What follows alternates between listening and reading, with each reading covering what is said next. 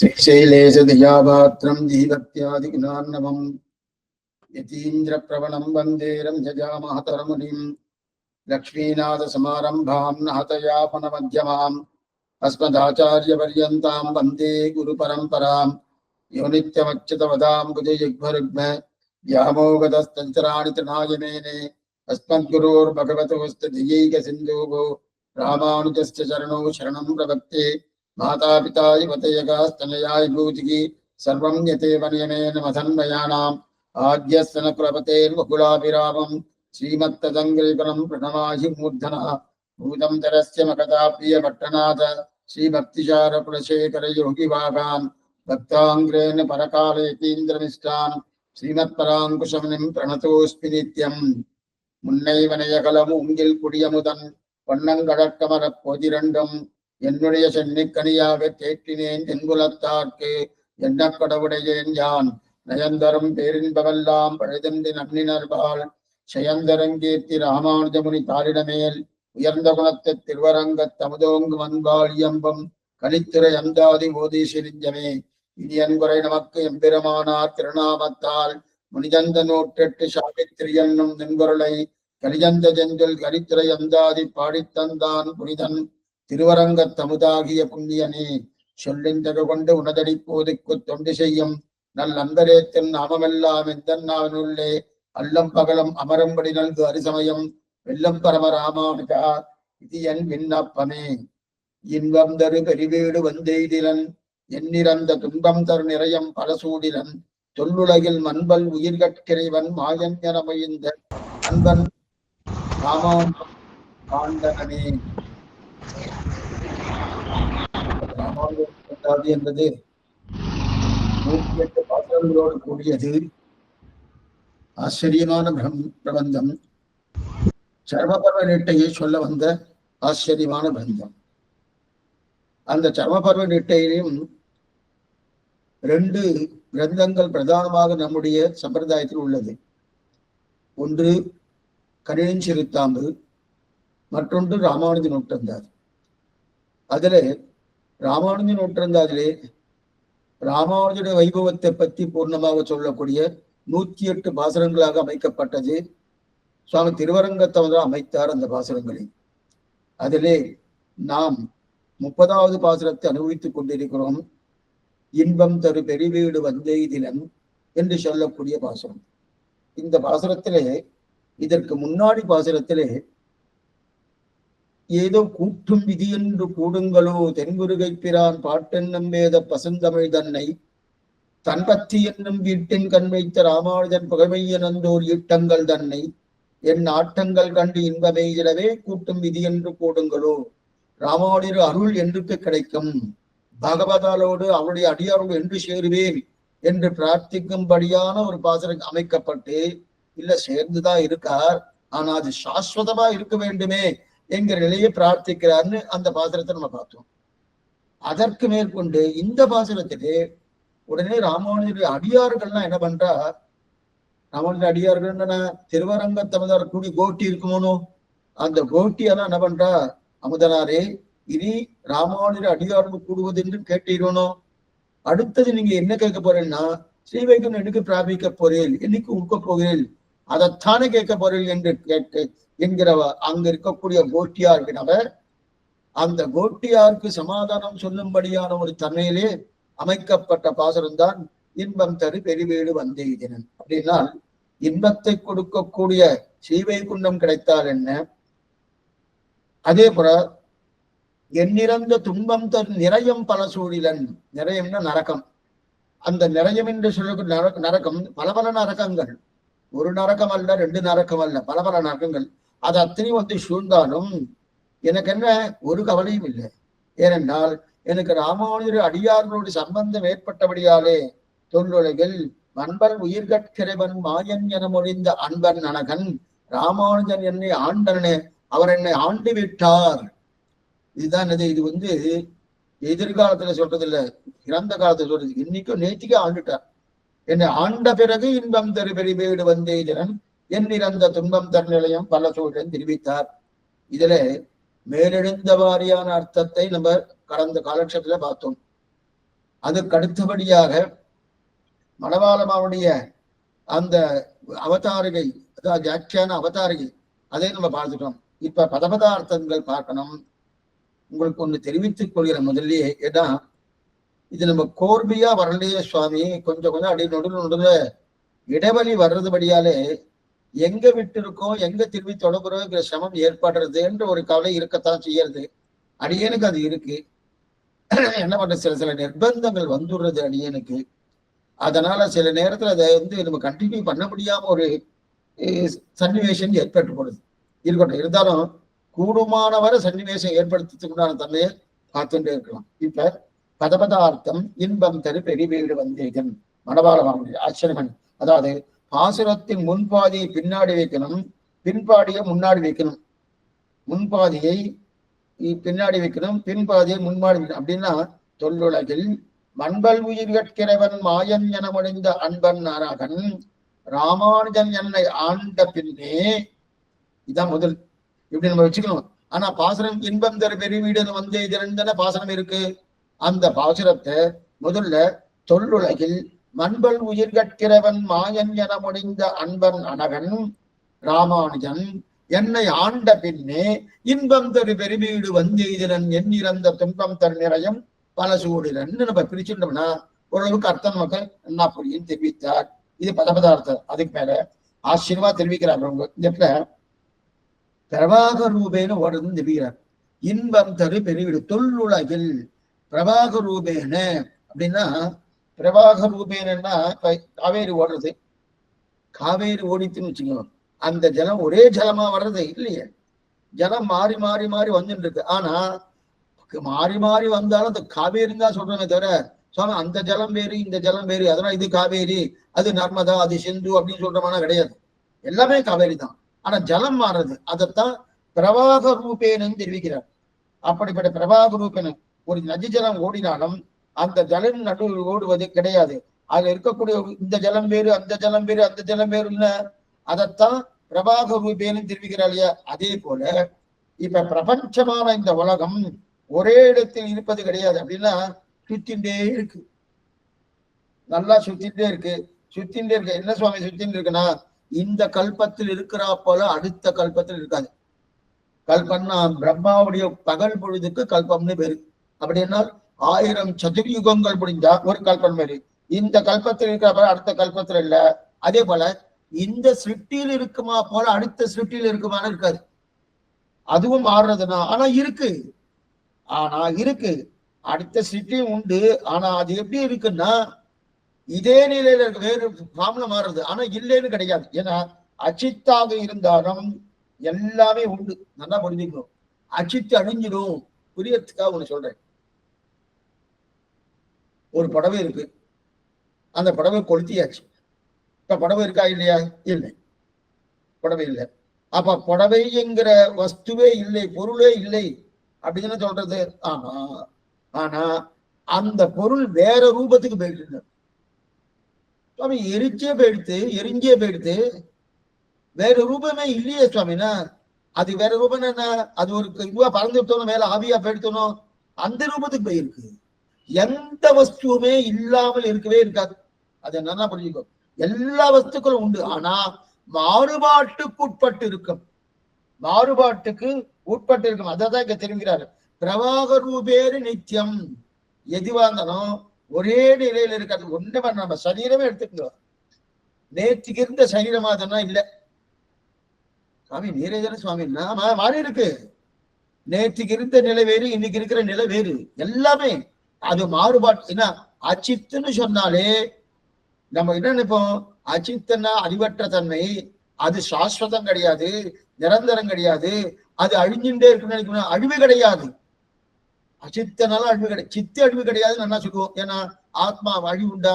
நைனஞ்சன் சந்திர சத்ரானேன்னு நல்லா தெரியாது.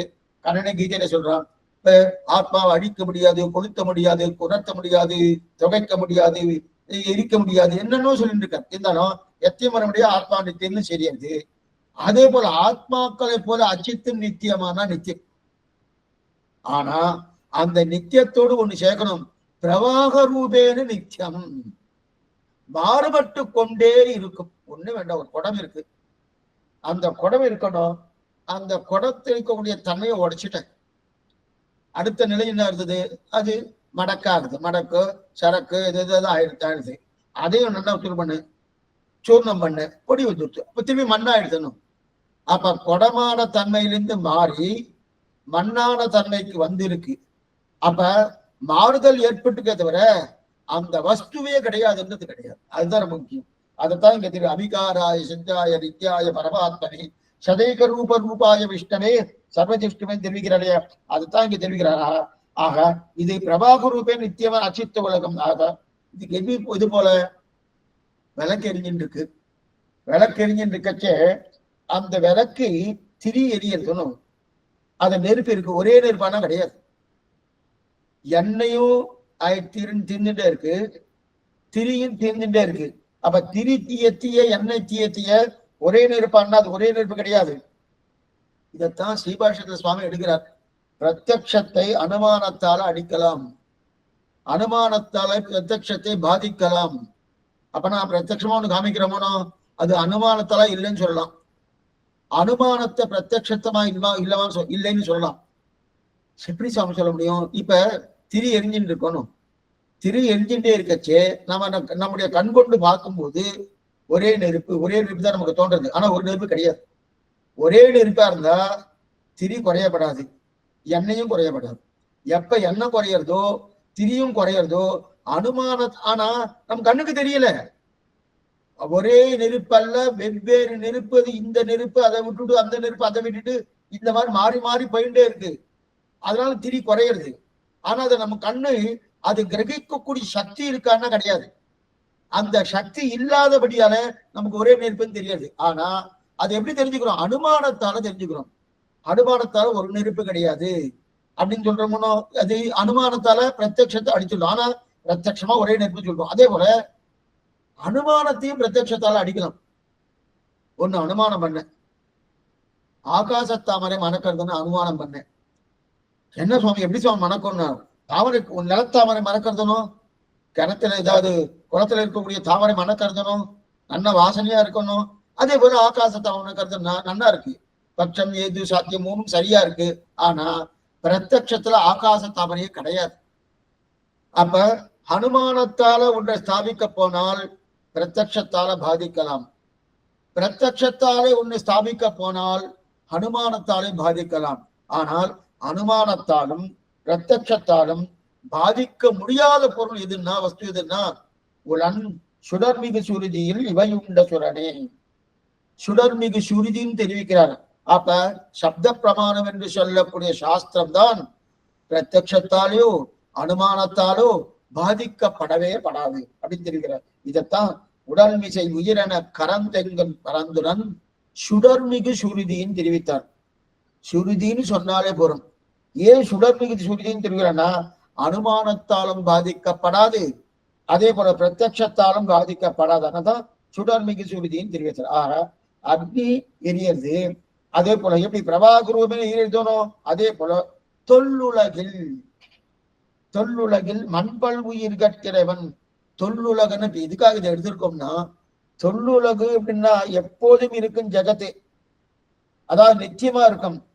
நிச்சயமா இருக்குன்னா இங்க ஒரு இடம் பாக்குறோம், ஒரு இடம் பார்க்கறச்சே ஒரு 10 வருஷம் கழிச்சு வந்து பார்த்தா அந்த இடம் மாதிரியே தெரியலையே சுவாமி, எல்லாம் மாறி இருக்கு, அந்த காலத்துல இருக்கிற மாதிரி இல்லைன்னு தெரிய இடம். இப்ப நமக்கு இடம் மாறிச்சுன்னா இடம் மாறல, அதனுடைய நிலைகள் மாறுறது. அப்பன்னா என்ன ஆகுது, இங்கிருந்து என்ன ஆகுதுன்னா அது நிச்சயமா தான் இருக்கு. ஆனா இன்னைக்கு இருக்கிற மாதிரி நாளைக்கு இருக்காது, நாளைக்கு இருக்கிற மாதிரி மறுநாள் இருக்காது. இதைத்தான் அப்ப பிரபாக ரூபேன் நித்தியம் தெரிவிக்கிறார் இல்லையா.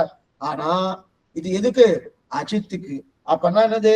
தொல்லுலகில் சப்தத்துக்கு. பொல்லுலகில் மண்பல் உயிர் கற்கிறைவன்.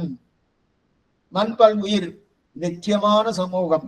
எப்படிப்பட்ட நித்தியமான ஜீவாத்மா சமூகம் அப்படின்னா, இது எப்படி சுவாமி ஜீவாத்மா மாறுபடுமா சுவாமி? இந்த ஜீவாத்மா ஒரு வயசுல இருக்கக்கூடிய ஜீவாத்மா வேறு, 15 வயசுல இருக்கிற ஜீவாத்மா வேறு, 50 வயசுல இருக்கக்கூடிய ஜீவாத்மா வேறுனா எப்பவுமே ஒண்ணுதான்.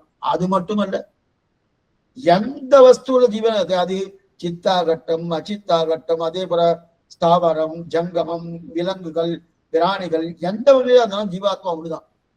அதைத்தான் தெரிவிக்கிற ஆழ்வார். என்பெரு கண்ணலத்து ஒன்பொருள் ஈரில வன்புகள் நாரணன் தென்கடல் சேரேந்து ஈரில வன்புகள். ஈரிலனா பல் பல் தெரிகிற. அப்ப பழைய காலம் அப்படி இருக்கிற தொன்மையான உலகத்தில் நிச்சயமாக வர்த்திக்கிற இத்தனை என்று சொல்ல இத்தனை என்று எண்ணில் அடங்காததான எண்ணிக்கையில் அடங்காததான ஆத்மாக்கள். அந்த ஆத்மாக்களுக்கு இறையவன். தொல்லுலகில் மண்பல் உயிர்கட்கிறைவன். மண்பல் உயிர்களை எண்ணிலடங்காத ஆத்மாக்களுக்கு இறைவன். அப்ப என்ன தெரியுது? பகவான் தான் சேஷி, நாம் அத்தனை பேரும் சேஷபோதர்கள். அப்படி தொல்லுலகில் மண்பல் இருகட்கிறவன் மாயன் என முடிந்த அன்பன் அனகன். மாயன் யார் சுவாமி? மாயன் மாயன்னா ஸ்வரூப ரூப குணங்கள் ஆச்சரியமான சர்வேஸ்வரன் பேர். அப்படின்னா மாயா அப்படின்னு சொல்லுவார். என்ன மாயம் பண்ணாலும் தெரியல, என் பிள்ளைய வச்சுன்னு போயிட்டா அப்படின்னு தெரிவிக்கலாம். மாயம்னா அந்த இடத்துல ஏதோ ஏமாத்து வேலைன்னு கிடையாது. அநேகமா மாயம் மாயம்னா ஏமாத்து வேலைன்னு நினைக்கிற பாருங்க. ஏமாத்து கிடையாது. மாயம்னா ஆச்சரியமான சேட்டிதங்கள் படைத்தவன் பேர் மாயன். ஏன் திருப்பாவே இருக்கு 5வது பாசனம். மாயனை மண்ணு மடவதரமைந்தனை தெரிவிக்கிறானோ. மாயனை நான் ஆச்சரியமான சேட்டிதங்கள் படைத்தவன். மாயாந்தி பிரகிருதம் வித்தி மாயனந்து மகேஸ்வரம். இந்த வாக்கியமே இருக்கு. இந்த பிரகிருதியை தன் இச்சையாலே பகவான் ஆக்குவிக்கிறான். மாயாந்தி பிரகிருதிம் வித்யா மாயனந்து மகேஸ்வரம். தன்னுடைய இச்சையாலே பகவான் தன்னுடைய விருப்பப்படி தன்னுடைய சங்கல்பத்தின்படி இந்த பிரகிருதியை ஆட்டுவிக்கிறான் தெரிவிக்கிறாரே. மாயாந்தி பிரகிருதிம் வித்யா. பகவானுக்கே மாயாவின்னு பேரு. மாயாவின்னு யாரையே சொல்லிட்டு இருக்கோமோ கிடையாது. பகவானுக்கு மாயாவின் பேரு மாயி. கேள்விப்பட்டிருக்கு. மாயி என்ற பேரே பகவானை குறிக்கிறது. மாயின்னு பகவானுக்கு பேர் இருக்கு. எது சொல்றோம்னா அப்ப அப்படிப்பட்ட பகவான் எப்படி மாயன். ஒரு தொல்லுலகில் மண்பல் உயிர்கட்கிறவன் மாயன் என முடிந்த அன்பன் அனகன். என முடிந்த அன்பன் அனகன் அப்படின்னா அப்ப என முடிந்த என்னவோ சொல்லியிருக்கார் சுவாமி. என்ன சொல்லியிருக்கார்? அதாவது ஸ்ரீபாஷ்யம் சாதித்தது ஸ்நேக காரியம் தெரிவிக்கிறார். ஸ்ரீபாஷ்யம் சாதிச்சாரணும் பூர்த்தியா ஸ்ரீபாஷ்யம் தெரிஞ்சிருக்கார். அந்த ஸ்ரீபாஷ்யத்தை என்ன நம்முடைய தனக்கு இருக்கக்கூடிய அன்பினாலே நாம் உஜ்ஜீவனம் அடைய வேண்டும் என்கிற ஆர்த்தியாலே அந்த ஸ்நேக காரியத்தாலே ஸ்ரீபாஷ்யம். எப்படின்னா இப்ப புரியத்துக்கா சொன்னேன். எவ்வளவு அன்பு இருந்தா அவ்வளவு சுலபமா நாம் சுவாமி நமக்கு அனுகிரகித்திருப்பார் ஸ்ரீபாஷ்யத்தை. எவ்வளவு அன்பு இருக்கணும், சாமானியப்பட்ட அன்பு அல்ல. எவ்வளவு ஏன்னா புரியத்துக்காக ஒரு விஷயம் சொல்றேன்.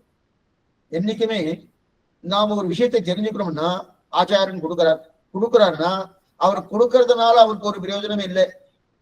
கொடுக்கறதுனால அவருக்கு ஏதாவது கிடைக்க போறதுனா ஒண்ணுமே இல்லை. இருந்தாலும் ஒரு கொஞ்சம் அப்பன்னா மேல அத்தனை தூரம் அனுபவிச்சுட்டு இருக்காருன்னு அர்த்தம்.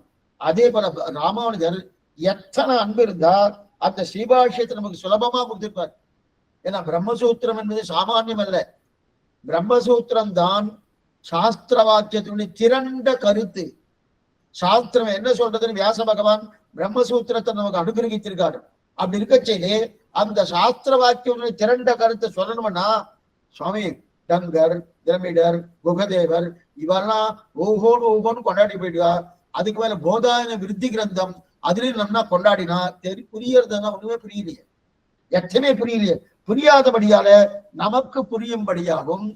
அதே நேரத்துல நாம் அதை புரிஞ்சு கொண்டு அனுஷ்டானத்தை கொண்டு வரணுமோனோ அதற்காகவும் தன்னுடைய பரம கிருபையாலே பகவான் சுவாமி ராமானுஜர் கொடுத்தாரனோ அதைத்தான் தெரிவிக்கிறார். அவ்வளவு தூரம் சுலபமா கொடுத்திருக்காரா சுவாமி அப்படின்னா, ஆமா. எப்படி சுலபமா கொடுத்தாருன்னு தெரியும்னா சங்கர பாஷ்யத்தை வாசி பார்த்தா தெரியும். ஏன்னா பாஷ்யம் பிரம்மசூத்திரத்துக்கு பிரதானமா 3 மகனீயர்கள் பாஷ்யம் பண்ணியிருக்கார். பிரம்மசூத்திரத்துக்கு மாத்வர் பண்ணியிருக்கார், சங்கரர் பண்ணியிருக்கார், ராமானுஜர் பண்ணியிருக்கார். இந்த 3ஐயும் நீங்க ஒப்பிட்டு பார்க்கணும். பார்க்கணும்னா அதுவே ஒரு 5-6 வருஷம் ஆயிடும். அவ்வளவு தூரம் போக வேண்டாம். நம்முடைய பூர்வாச்சாரியம் என்ன சொல்றோம் அதை எடுத்துன்னு வச்சுக்கேன். நம்ம அதுக்கு மேல அருளிச்செயல் நம்ம ஈடுபட்டு அதோட அனுபவிக்கலாமே தவிர மத்தெல்லாம் அனுபவிக்கின்ற அவசியம் கிடையாது. இதுக்கு சொல்ல வந்தேன்னா அப்படி இருக்கச்சே அப்ப இந்த ஸ்ரீபாஷ்யத்தை பார்த்துட்டு இருக்கச்சே மத்த சங்கர பாஷ்யமோ மாத்ம பாஷ்யம் பார்த்தேன்னா அதுவும் ஒரு மாதிரி தலை சுத்துற மாதிரியே இருக்கும். என்ன சொல்ல வர்றாரு, என்ன பண்றாரு, ஏது பண்றாரு ஒண்ணுமே புரியாது. ஏன்னா இப்ப நீங்க காலேஜ் கேட்டுட்டு இருக்க கேட்டு இருக்கவனே இப்ப தொல்லுலகில் மண்பல் உயிர் கற்கிறவன் மாயன முடிந்த அன்பன் அழகன் சப்தனுக்கு முன்னாடி உங்களுக்கு தெரியும். ஆனா அதனுடைய அர்த்தம் சரியா புரிஞ்சிருக்காது. இப்ப நீ சொன்னதுக்கு அப்புறம் ஒரு புரிஞ்சுக்கிறோம். அப்ப முன்னாடி இருக்கக்கூடிய நிலை வேறு, காலட்சேபம் கேட்டதுக்கு அப்புறம் நிலை வேறு தானே. அப்ப ஒண்ணு புரிஞ்சிருச்சு சுவாமி, ஆனந்தமா இருக்கு சுவாமி. இந்த அர்த்தத்தையா திருவரங்கத்தை சொன்னார், இந்த அர்த்தத்தையா பிரிலோகந்தியர் காட்டி கொடுத்தார் அப்படின்னு புரியுது. அதே போல இப்ப சங்கர பாஷ்யத்தை வாசிச்ச வச்சுக்கேன், பிரம்மசூத்திரத்துக்கு முன்னாடி வாசிக்கிறதுக்கு முன்னாடி என்ன நிலை இருந்ததோ அதே நிலைதான். வாசிக்கிறதுக்கு முன்னாடி என்ன நிலை இருந்ததோ அதே நிலைதான் தெரிவிக்கிறார். இதே போலதான் கண்ணன் அர்ஜுனன் சொல்றான். அர்ஜுனன் அழுதானோ, என்ன அழுதான்னா இந்த கீதையை கேட்கறதுக்கு முன்னாடி அழுதான், கீதையை கேட்டதுக்கு அப்புறம் அழுதான். கீதையை கேட்கறதுக்கு முன்னாடி அழுதான், கீதையை கேட்டதுக்கு அப்புறம் அழுதான். கீதையை கேட்டதுக்கு அப்புறம் ஏன் சுவாமி அழுதான்? கேட்கறதுக்கு முன்னாடி தெரியலேன்னு அழுதான். கேட்டதுக்கு அப்புறம் எப்படி பண்றதுன்னு தெரியலையே, எனக்கு ஒண்ணுமே புரியல, எதை நான் எடுத்துக்கிறது தெரியலையே அப்படின்னு அழுதான். இப்ப இந்த நிலைக்கு தான் நாமும் தலைப்பட்டிருக்கோம். தலைப்பட்டுக்கணும் என்னன்னா, ராமானுஜருடைய திருவடி வரத்தால நமக்கு ஸ்ரீபாஷன் தெரியறதும் இதுக்கு சொல்ல வந்தேன். அப்ப ராமானுஜ பாஷை அப்படி இல்லை. சுவாமி முடிஞ்ச அளவுக்கு ஒரு குழந்தைக்கு புரிய வைக்கும்படியான ஒரு தன்மையிலேயே புரிய வைப்பார். இதுதான் சுவாமிக்கு இருக்கக்கூடிய பெரிய பெருமையே. என்னன்னா, ஒரு குழந்தைக்கு புரிய வைக்கணுமோ அந்த புரிய வைப்பது தகுந்தாற் போலேயே புரிய வைப்பார். ஏன்னா குழந்தையே எக்ஸாம்பிள் எடுப்பார். அந்த குழந்தையே எக்ஸாம்பிள் எடுத்து அதுக்கு தகுந்தாற் போல புரிய வைக்கிறார் இல்லையா, அதைத்தான் தெரிகிறார். அந்த அளவுக்கு சுவாமிக்கு இருக்கக்கூடிய வைபவம் அதை தெரியும். சரி சுவாமி முன்னாடிதான் எழுதியிருக்கான்னு சொன்னேன் சுவாமின்னா வாஸ்துவம் அது சுவாமியே சொல்றார். பாராசல்ய வசஸ்துதாம் உபனிஷத் துக்தாதி மத்யோத்ருதாம் சப்தாராப்தி விபீதகர் லபகத பிராணாப்த சஞ்சீவினும் பூர்வாச்சாரிய சுரக்ஷிதாம் பகுமதி வியாகாத தூரஸ்திதாம் ஹானீதாந்து நிஜாட்சரைகி சுமனசகா பகுமா பிபந்த்வந்தகம்னு தெரிவிக்கிறார். அப்படின்னா இது நன்னாவே தெரியறது வாஸ்தவம் தான். இருந்தாலும் நான் ஏன் எழுதினேன்னா, எனக்கு முன்னாடி இருக்கக்கூடிய பெரியவர்கள் நம்முடைய சம்பிரதாயத்தவர்கள், அவருக்குன்னு ஒரு பரம்பரை இருக்கு, குரு பரம்பரை நமக்கு இருக்கிற மாதிரி சாஸ்திரத்துக்கு ஒரு குரு பரம்பரை இருக்கு. அந்த குரு பரம்பரை இருக்கவங்க மரணம் தான் எழுதியிருக்கா. கங்கர் என்ன, திரமிடர் என்ன, உகதேவர் என்ன, இவெல்லாம் ஒரு மரணம் தான் எழுதியிருக்கா. போதாயன விருத்தி இந்திகந்தன் என்ன நல்லதான் பண்ணியிருக்கா. ஆனா நம்முடைய இன்னைக்கு என்ன ஆகும்னா, நம்ம எல்லாம் மந்தமதிகளா இருக்கும். அவ்வளவு தூரம் ஞானம் கிடையாது, அடியன் கிடையாது, ஞானம் கிடையாது. அப்ப நமக்கும் புரியணுமோ, நமக்கும் புரியணும்னா என்னுடைய குழந்தைகளா இருக்கக்கூடிய பெண்பிள்ளார்களுக்கு புரியும்படியான ஒரு தன்மையில தான் இதை நான் எழுதினேனே தவிர, ஓ அவ சரியா எழுதலை என்கிற அர்த்தமே கிடையாது. அவன் நன்னதான் எழுதியிருக்கான், ஒரு குறையும் கிடையாது. ஆனா காலப்போக்கில் போக போக போக போக ஞானமும் குறைய போறது, அனுஷ்டானமும் குறைய போறது, ஸ்ரத்தையும் குறைய போறது. அதனால இதெல்லாம் பார்த்து அதுக்கு தகுந்தவா நான் பண்ணேன்னு தெரிவித்தார். அது இதுக்கு சொல்ல வந்தேன்னா, எப்பவுமே ஒரு தர்க்க சங்கிரகம்னு ஒண்ணு இருக்கு. முன்னாடி கூட சொல்லியிருப்பேன் நினைக்கிறேன்.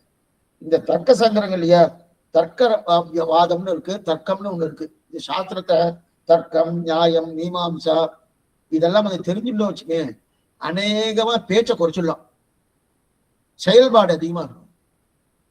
என்னைக்குமே செயல்பாடு அதிகமா இருந்தா தான் நல்லது. சொல்லை காட்டிலும் செயல்பாடு எதுவாக இருந்தாலும், சொல் என்றது இரண்டாம் பட்சமா தான் இருக்கணும், செயல்பாடு தான் இருக்கணும். ஆனா சம்பிரதாயத்துல நினைவுதான் பிரதானம். சொல்லை காட்டிலும் செயல்பாட்டை காட்டிலும் நினைவுதான் பிரதானம். ஆனா சாமானிய லோகத்துல என்ன சொல்லுவா, சுவாமி சொல்றதை விட செஞ்சு காமிங்க அப்படின்னு சொல்லுவாங்க. அப்ப அந்த செய்யக்கூடிய தன்மை தர்க்க சாஸ்திரமா இருந்துச்சுன்னா பேச்சு ரொம்ப குறைஞ்சிடும். பேச்சு குறைஞ்சிருத்தனாலே நிறைய லாபம் கிடைக்கும். ஏன்னா வளன்னு பேசின்னு வச்சுக்கோ, ஒரு விஷயத்துல 5 விஷயத்த சொல்ல வேண்டியது 50 நிமிஷம் சொன்னாலும் வச்சுக்கோ, அந்த காலம் விரயம்தான். எதுக்கு சொல்ல வந்தேன்னா, அதுதான் தர்க்க சாஸ்திரம், நியாய சாஸ்திரம், மீமாம்சா சாஸ்திரம் இதெல்லாம் சொல்லிக்கிறார் சுவாமி, அப்படிதான் சொல்லுகிறார். ஆனா இந்த தர்க்க சாஸ்திரத்தை கத்துண்டு நம்ம குடும்பத்துல மனைவி கிட்டையோ குழந்தைகிட்ட பேசுவோம்னா ரசிக்கவே ரசிக்காது. என்ன சுவாமி இவர் வேதாந்தம் பேசுறேன்னு, வேதாந்தம்னாலே புரியாததுன்னு நம்ம ஒரு கணக்கு வச்சுட்டு இருக்கோமோ, அப்படி கிடையாது. நமக்கு அது தெரியாதபடியால புரியாதுன்னு நினைச்சிட்டு இருக்கோம். வேதாந்தம் பேசுறேன்னு இது சொல்லுவேன்னா, இது யாரு, அன்னம் பட்டர் எழுதுறார். அன்னம் பட்டர் தர்க்க சங்கிரகம் எழுதியிருக்காரு. அவரே சொல்றாரு, பாலர்களுக்கு சுலபமாக புரியும்படியா இதை நான் எழுதினேன். பாலர்களுக்கு சுலபமாக புரியும்படியான ஒரு தன்மையிலே இதை நான் எழுதியிருக்கேன். பாலர்கள்னா அப்பன்னா என்ன சுவாமி, 5 வயசுல இருந்து 10 வயசு பாலர்னா சிறு வயசு தானே. அப்ப 5 வயசுல இருந்து 10 வயசுல இருக்குவாதான். அப்ப அந்த தர்க்க சங்கரம் படிக்கணுமானா அது அர்த்தம் இல்லை. 5 வயசு 10 வயசு என்கிற ஒரு தன்மை வைத்துக் கொண்டு பாலர்கள் அவர் சொல்லல. நமக்கு 80 வயசு ஆனா கூட புரியல. 80 வயசு ஆனா புரியல. ஆனா இப்ப இதுக்கு வியாக்கியாதா பாலர்கள்னா என்ன தெரிவிக்கிறாங்க? ஒரு விஷயத்தை கிரகித்து தரிக்கிற சாமர்த்தியம் இருக்கக்கூடிய பருவம் பால பருவம் பேரு. இப்ப நீங்க கேட்டுன்னு அது தரிக்கிறன்னு நல்ல மனசுல தேங்கிறது. தேங்கி இதுக்கு இந்த அர்த்தமா இதுக்கு இந்த அர்த்தமானு தரித்து கொண்டு அதுக்கு தகுந்த மாதிரி அன்றாடத்தை கொண்டு வர போனோம். அதுதான் பால பருவம். பால பருவம்னா உடல் ரீதியா என்ன சுவாமி, இது யவன பருவம், இது சிசு பருவம் அப்படின்னு சொல்றவங்க அந்த பருவத்தை இங்க சொல்ற. கேட்கணும், ஒரு விஷயத்தை கிரகிக்கணும், கிரகிக்க இருக்கக்கூடிய அந்த நிற்கக்கூடிய சாமர்த்தியமா அதை என்ன பண்ணும், தரிக்கணும். அந்த தரிக்கக்கூடிய தன்மை இருந்ததுன்னா அந்த பருவத்துக்கு பால பருவம்னு பாலனா பருவம்னு பேரு. அப்ப இந்த நிலை எப்போது ஏற்படும்னா, சரி சுவாமி எப்ப ஏற்படும் சுவாமி எங்களுக்கு வரணுமேன்னா வேதத்தியனம் பண்ணா தான் வரும். அதனாலதான் அந்த காலத்துல வேதத்தியனம் பிரதானம் வச்சிருந்தா. வேதத்தியம் ஆவணையாட்டம் போயிடுச்சு. அப்ப அந்த ஆவணையாட்டத்துக்கு ஆரம்பிச்சு அதுக்குள்ள கிடுகிடுன்னு ஒரு வருஷத்துக்குள்ள எல்லாம் படிக்கிறாருன்னா அந்த வேதத்தியனம் பண்ணாதான் இந்த தாரண சக்தியே நமக்கு கிடைக்கும். அதைத்தான் இது ஹனுமான் பத்தி ராமனே தெரிவிக்கிறார். இந்த விஷயத்த தாரண சக்தி இருக்கு இல்லையா, இந்த தாரண சக்தியை பத்தி அனுமான பத்தி தெரிவிக்கிறார். சாமவேதம் இவன் எப்படி பேசுறான் லக்ஷ்மணா, ஜாகிரதையா பேசு. அந்த ஹனுமான் முதல்ல ஹனுமான் சந்திக்கிறார் 2 பேரும் ரிஷிமுக பர்வத்தத்துல சந்திக்கச்சு. ரொம்ப ஜாகிரதையா பேசு லக்ஷ்மணா, சாமானிய பட்டவன் இல்ல ஹனுமான். எப்படிப்பட்டவன், சாமவேதம் தெரிஞ்சுதான் வைடூசிய பூர்த்தி இருக்கும். அவன் என்னமா பேசுறான், அந்த பேச்சை பார்த்தாலே சாமவேதம் தெரிஞ்சவனா இருக்கலாம். அதுக்கு மேல கிரகண சக்தி.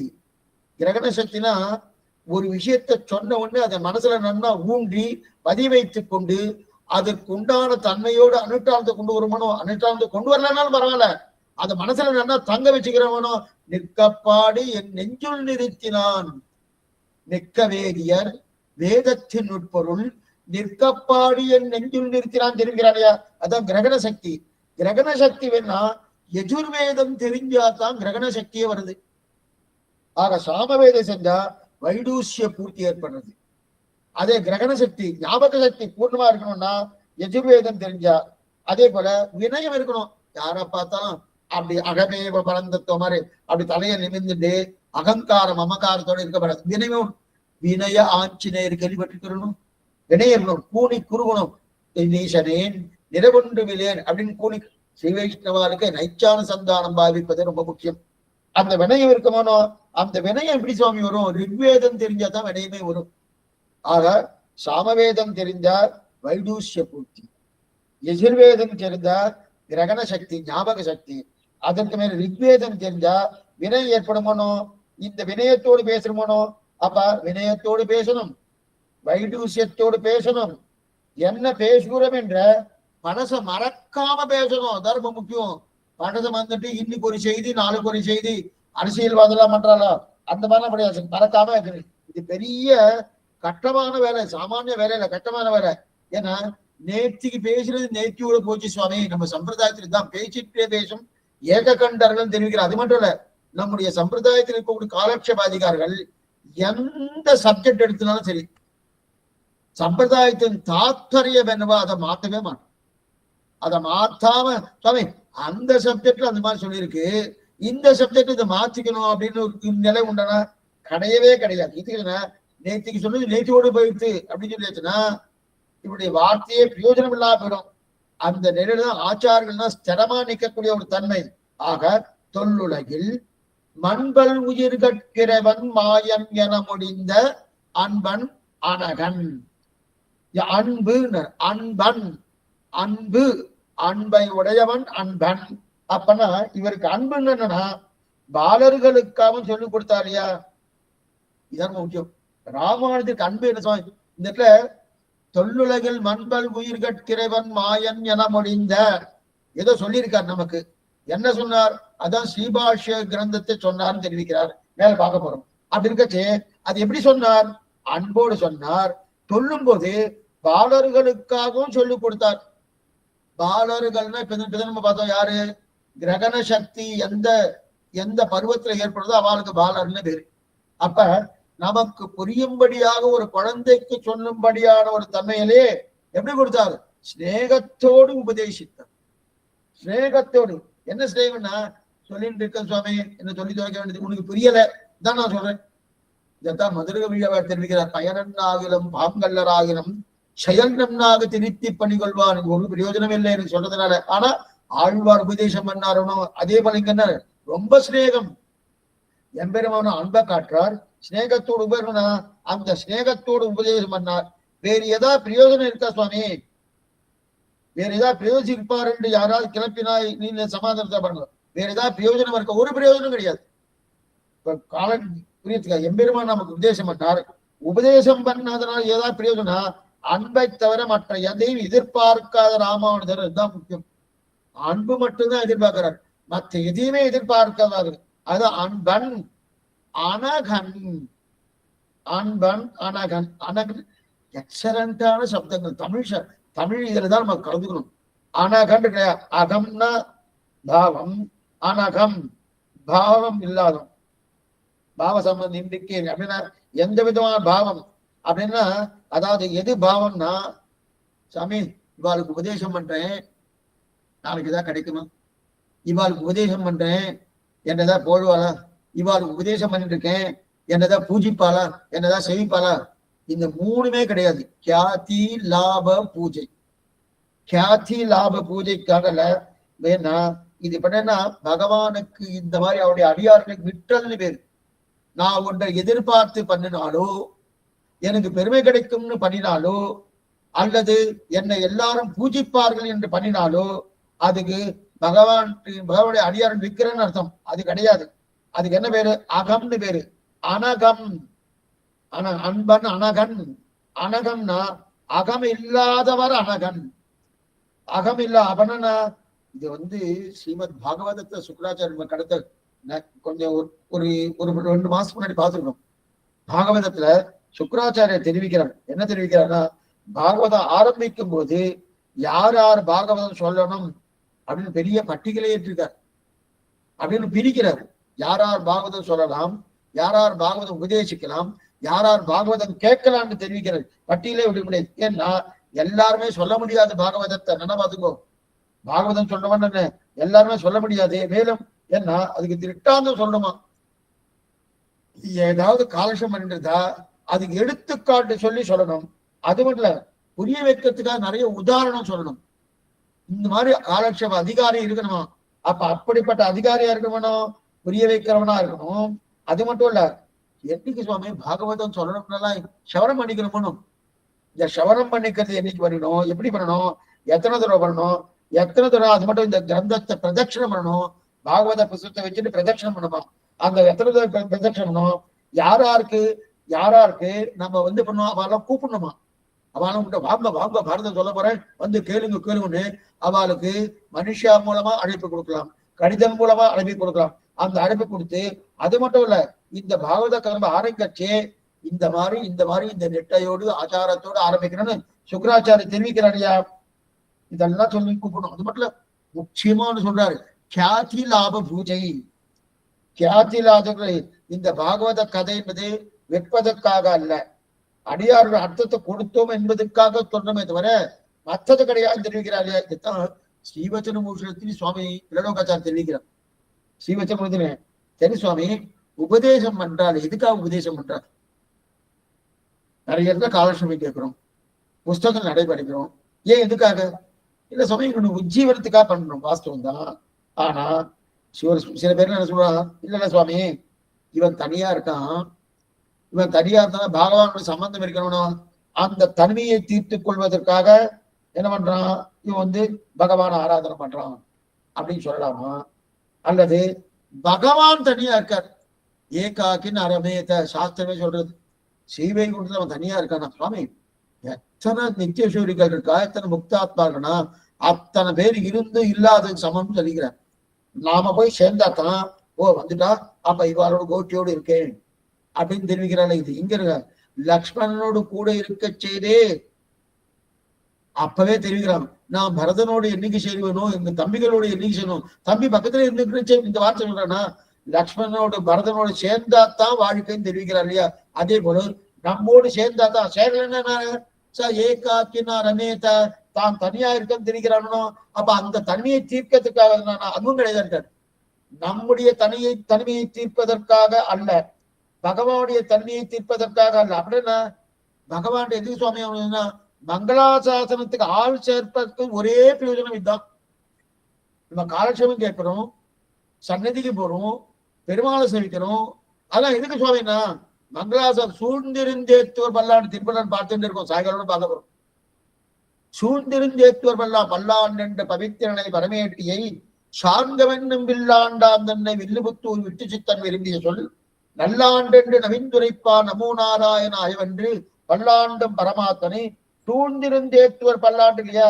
அப்ப மங்களாசாசனத்துக்காக சேகனமோனோ அது ஒரே பிரயோஜனம் தான். அப்ப இந்த ஸ்நேகத்தை சுவாமி எம்பெருமானார் இந்த ஸ்ரீபாஷ்யத்தை இந்த ஸ்நேகத்தோடு அன்போடு எதற்காக உபதேசித்தார்னா, எதுக்கு சுவாமி? பகவானுக்கு மங்களாசாசனம் பண்ண. அப்படின்னா மாயவனுக்கு தொல்லுலகில் மண்பல் உயிர்கட்டிறைவன் மாயன், அந்த மாயவனுக்கு மங்களாசாசனம் பண்ண அடியார்களை சேர்க்கணும்னோ, அந்த சேர்க்கக்கூடிய தன்மைக்காக ஸ்நேகத்தோடு அன்போடு ஸ்ரீபாஷ்யாதிகளை உபதேசம் பண்ணார் சுவாமி ராமானுஜர். அப்படின்னு என்ன அர்த்தம்? தொல்லுலகில் மண்பல் உயிர்கட்கிறைவன் மாயன் என மொழிந்த அன்பன் அனகன். சரி சுவாமி, மங்களாசாசனம் என்று யாரும் சொல்வது? பெரியாழ்வார் சம்பிரதாயம். பெரியாழ்வார் எதை கேட்டாலும் பல்லாண்டு பல்லாண்டு, அவருக்கு வேற எதுவுமே தெரியாது. பல்லாண்டு தவிர ஏதாவது தெரியுமான்னா தெரியவே தெரியாது. அதனால்தான் பாருங்க, அவர் பாருங்க, ஒரு வெறும் பகவல்லாவாசி பத்தி அழிச்சிருக்கலாம். இப்ப நம்ம கலாட்சத்துக்கு நீங்க வந்திருக்கேன், விருப்பம் இருக்கிறா வந்திருக்கா. எத்தனையோ பேருக்கு இந்த மெசேஜ் போயிருக்கு, அத்தனை பேரும் வந்திருக்காருன்னா இல்லை. ஆனா அப்ப என்ன, இதுல விருப்பம் இருக்கிறவோ வரா, விருப்பம் இல்லாதோ வரல, பாசிட்டிவ் வந்தான். அதே போல பெரியாழ்வார் என்ன பண்ணிருக்கணும், 3 அதிகாரிகளை கூப்பிடுறாரு திருப்பல்லாண்டுல. பகவல்லாபார்த்தை கூப்பிட்டோம், ஏன்னா அவர் விருப்பம் இருக்கிறார், அதனால அவர் கூப்பிடலாம். கைவல்யார்த்துக்கு விருப்பமே இல்லையே சுவாமி, அவன் கைவல்ய மோட்சத்துக்கு போனதுன்னு காத்துட்டு இருக்கான். ஐஸ்வர்யாத்தை தன் சரீரத்தை அனுபவிக்கணும்னு காத்துட்டு இருக்கானே, அவனுக்கு விருப்பமே இல்லையேன்னா அவரையும் கூப்பிடுறார், கைவல்யார்த்தையும் கூப்பிடுறார், அதே போல ஐஸ்வர்யார்த்தையும் கூப்பிடுறாரு. என்னமா சுவாமின்னா, அதைத்தான் என்ன தெரிவிக்கிறாரு, எல்லாரும் ஆள் மங்களாசாசு ஆள் சேர்க்கணும், ஆள் சேர்க்கணும். திருப்பல்லாண்டு 12 பாசனம் முழுவதும் அதேதான். முதல் 2 பாசனத்தாலே தான் மங்களாசாசனம் பண்ணால் அது திருப்தி ஏற்படாதபடியாலே 2ஆம் 3ஆம் பாட்டு, 4ஆம் பாட்டு, 5ஆம் பாட்டு, இந்த 3 பாட்டாலே 3 அதிகாரிகளை அழைக்கிறார். பகவல்லாபார்த்தி என்ன, கைவல்யார்த்தி என்ன, ஐஸ்வர்யார்த்தி என்ன, இந்த 3 அதிகாரிகளை 3ஆம் பாட்டாலே பகவல்லாபார்த்தியும், 4ஆம் பாட்டாலே கைவல்யார்த்தியும், 5ஆம் பாட்டால் ஐஸ்வர்யாத்தை அழைத்து அதுக்கப்புறம் 6, 7, 8 என்கிற பாட்டாலே என்ன தெரிவிக்கிறாரு, அவ 3 பேரும் வந்து சேர்ந்தான்னு சொன்னார். 9, 10, 11 பாட்டாலே அவ 3 பேரோடு சேர்ந்து மங்களாசாசனம் பண்ணார். அப்படின்னா பெரியாழ்வாருடைய சம்பிரதாயம் என்னன்னா, மங்களாசாசனத்துக்கு ஆள் சேர்க்கணும். அதற்காக தான். அதே போல இப்ப என்ன பண்ணிடார் சுவாமி ராமானுஜார், மங்களாசாசனம் பண்ணணும். அதனால்தான் ஸ்ரீபாஷ்யாதிகளை உபதேசம் பண்ணார். எதனால உபதேசம் பண்ணார்? அன்பால் உபதேசம் பண்ணார், ஸ்நேகத்தால் உபதேசம் பண்ணார் அப்படின்னு தெரிவிக்கிறார் இல்லையா. இதே விஷயத்தை தான் நாயனாரும் தெரிவிக்கிறார். அழகிய மணவாள பெருமாள் நாயனார் திருலோகச்சாரி திருத்தம்பியார் அவர் தன்னுடைய ஆச்சார தேவகிற கிரந்தம், அந்த கிரந்தத்துல சுவாமி நம்மாழ்வார் உபதேசம் பண்ணாரோன்னு நமக்கெல்லாம் உபதேசம் பண்ணார். திருவிருத்தம், திருவாசிக்கம், பெரிய திருவந்தாதி, திருவாய்மொழி, இந்த உபதேசம் பண்ணாரோ. என்னமா சுவாமி உபதேசம் பண்ணார்? அவருக்கு தான் பெருமை வருமோ, அவரை எல்லாரும் வீழ்ந்து செவிக்கணுன்றதுக்காகவோ, இல்லது அவரை 4 பேர் பெருமையா பேசணுன்றதுக்காகவோ, அல்லது அவருக்கு ஏதாவது பணம் காசு என்னன்னு கொடுக்கணுன்றதுக்காக கிடையாது. கியாதி லாப பூஜை களுக்காக ஆழ்வார் பாடலேன்றார் அழகிய மணவாள பெருமாள் நாயனார். கியாதிக்காக லாபத்துக்காக பூஜைக்காக பாடலன்னார். அப்ப என்ன சுவாமி, இது ஒரு சூத்திரமே இதுக்கு எழுதியிருக்காரு அழகிய மணவாள பெருமாள் நாயர், சூத்திரமே எழுதியிருக்காரு. தாய்க்கும் மகனுக்கும் ஆச்சாரியதையின் கிரந்தமே ஒரு தனித்தட்டு. இந்த வாரம் இல்லாம எடுத்து அடுத்த வாரம் பார்க்கணும். தாய்க்கும் மகனுக்கும் தம்பிக்கும் இவருக்கும் இவை அடிபணிந்தவருமே இவை இருப்பது தெரிவிக்கிற மேல வரப்போது இந்த சூத்திரமே. தாய்க்கும் மகனுக்கும் தம்பிக்கும் இவருக்கும் இவை இவை இவருக்கும் இவர் அடிபணிந்தவருக்கும் இவை இருப்பதுன்னு தெரிவிக்கிறார். அப்படின்னா தாய்க்கு ஏதோ உபதேசம் பண்ணியிருக்கா, மகன் யாருக்கும் உபதேசம் பண்ணியிருக்கான், தம்பி யாருக்கும் உபதேசம் பண்ணியிருக்கான், இவர் யாரும் தெரியல, அவரை பார்க்கணும், இவருக்கும் யாருக்கும் உதவினார், இவர் அடிபணிந்தவர் உபதேசம் பண்ணிருக்கார். தாய்னா யாரு? சீதை உபதேசம் பண்ணான். ராவணனுக்கு அவனுக்கு உபதேசம் பண்ண வேண்டிய அவசியமே இல்லை. உபதேசம் பண்ண வேண்டிய அவசியமே இல்லாம இருந்தாலும், ராமனா நீ நண்பன்னு நினைச்சுக்கோ ராமனு, அவன் காலில் கூட விழுன்னு சொல்லல, விழமாட்டம் தெரியும், விழமாட்டம் தெரியும், நண்பன் நினைச்சுட்டு அவனை 10ன்னு சொல்லியிருக்கா. அப்படி சொல்லல. அப்ப தாயான சீதா பிரான் உபதேசம் பண்ணா. தம்பி யார் சுவாமி? விபீஷணன். விபீஷணன் இத்தனை உபதேசம் பண்ணா நான் ராவணனுக்கு, தம்பி அண்ணா நீ தவற எடுக்கிறேன், இன்னொருத்தர் மனைவியை கொண்டு வந்து இந்த மாதிரி பேசலாமா, தவறு இல்லையா அப்படின்னா, என் குலத்தை கெடுக்க வந்த கோடரி காம்பே போ வெளியில போன்னு வெளியே தெரிட்டான். அப்ப தம்பியும் உபதேசம் பண்ணிட்டான்.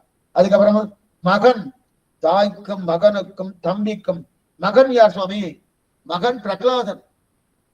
தந்தைக்கு உபதேசம் பண்ணணும், தூணிலும் இருப்பன் துரும்பிலும் இருப்பன் சொன்னானோ.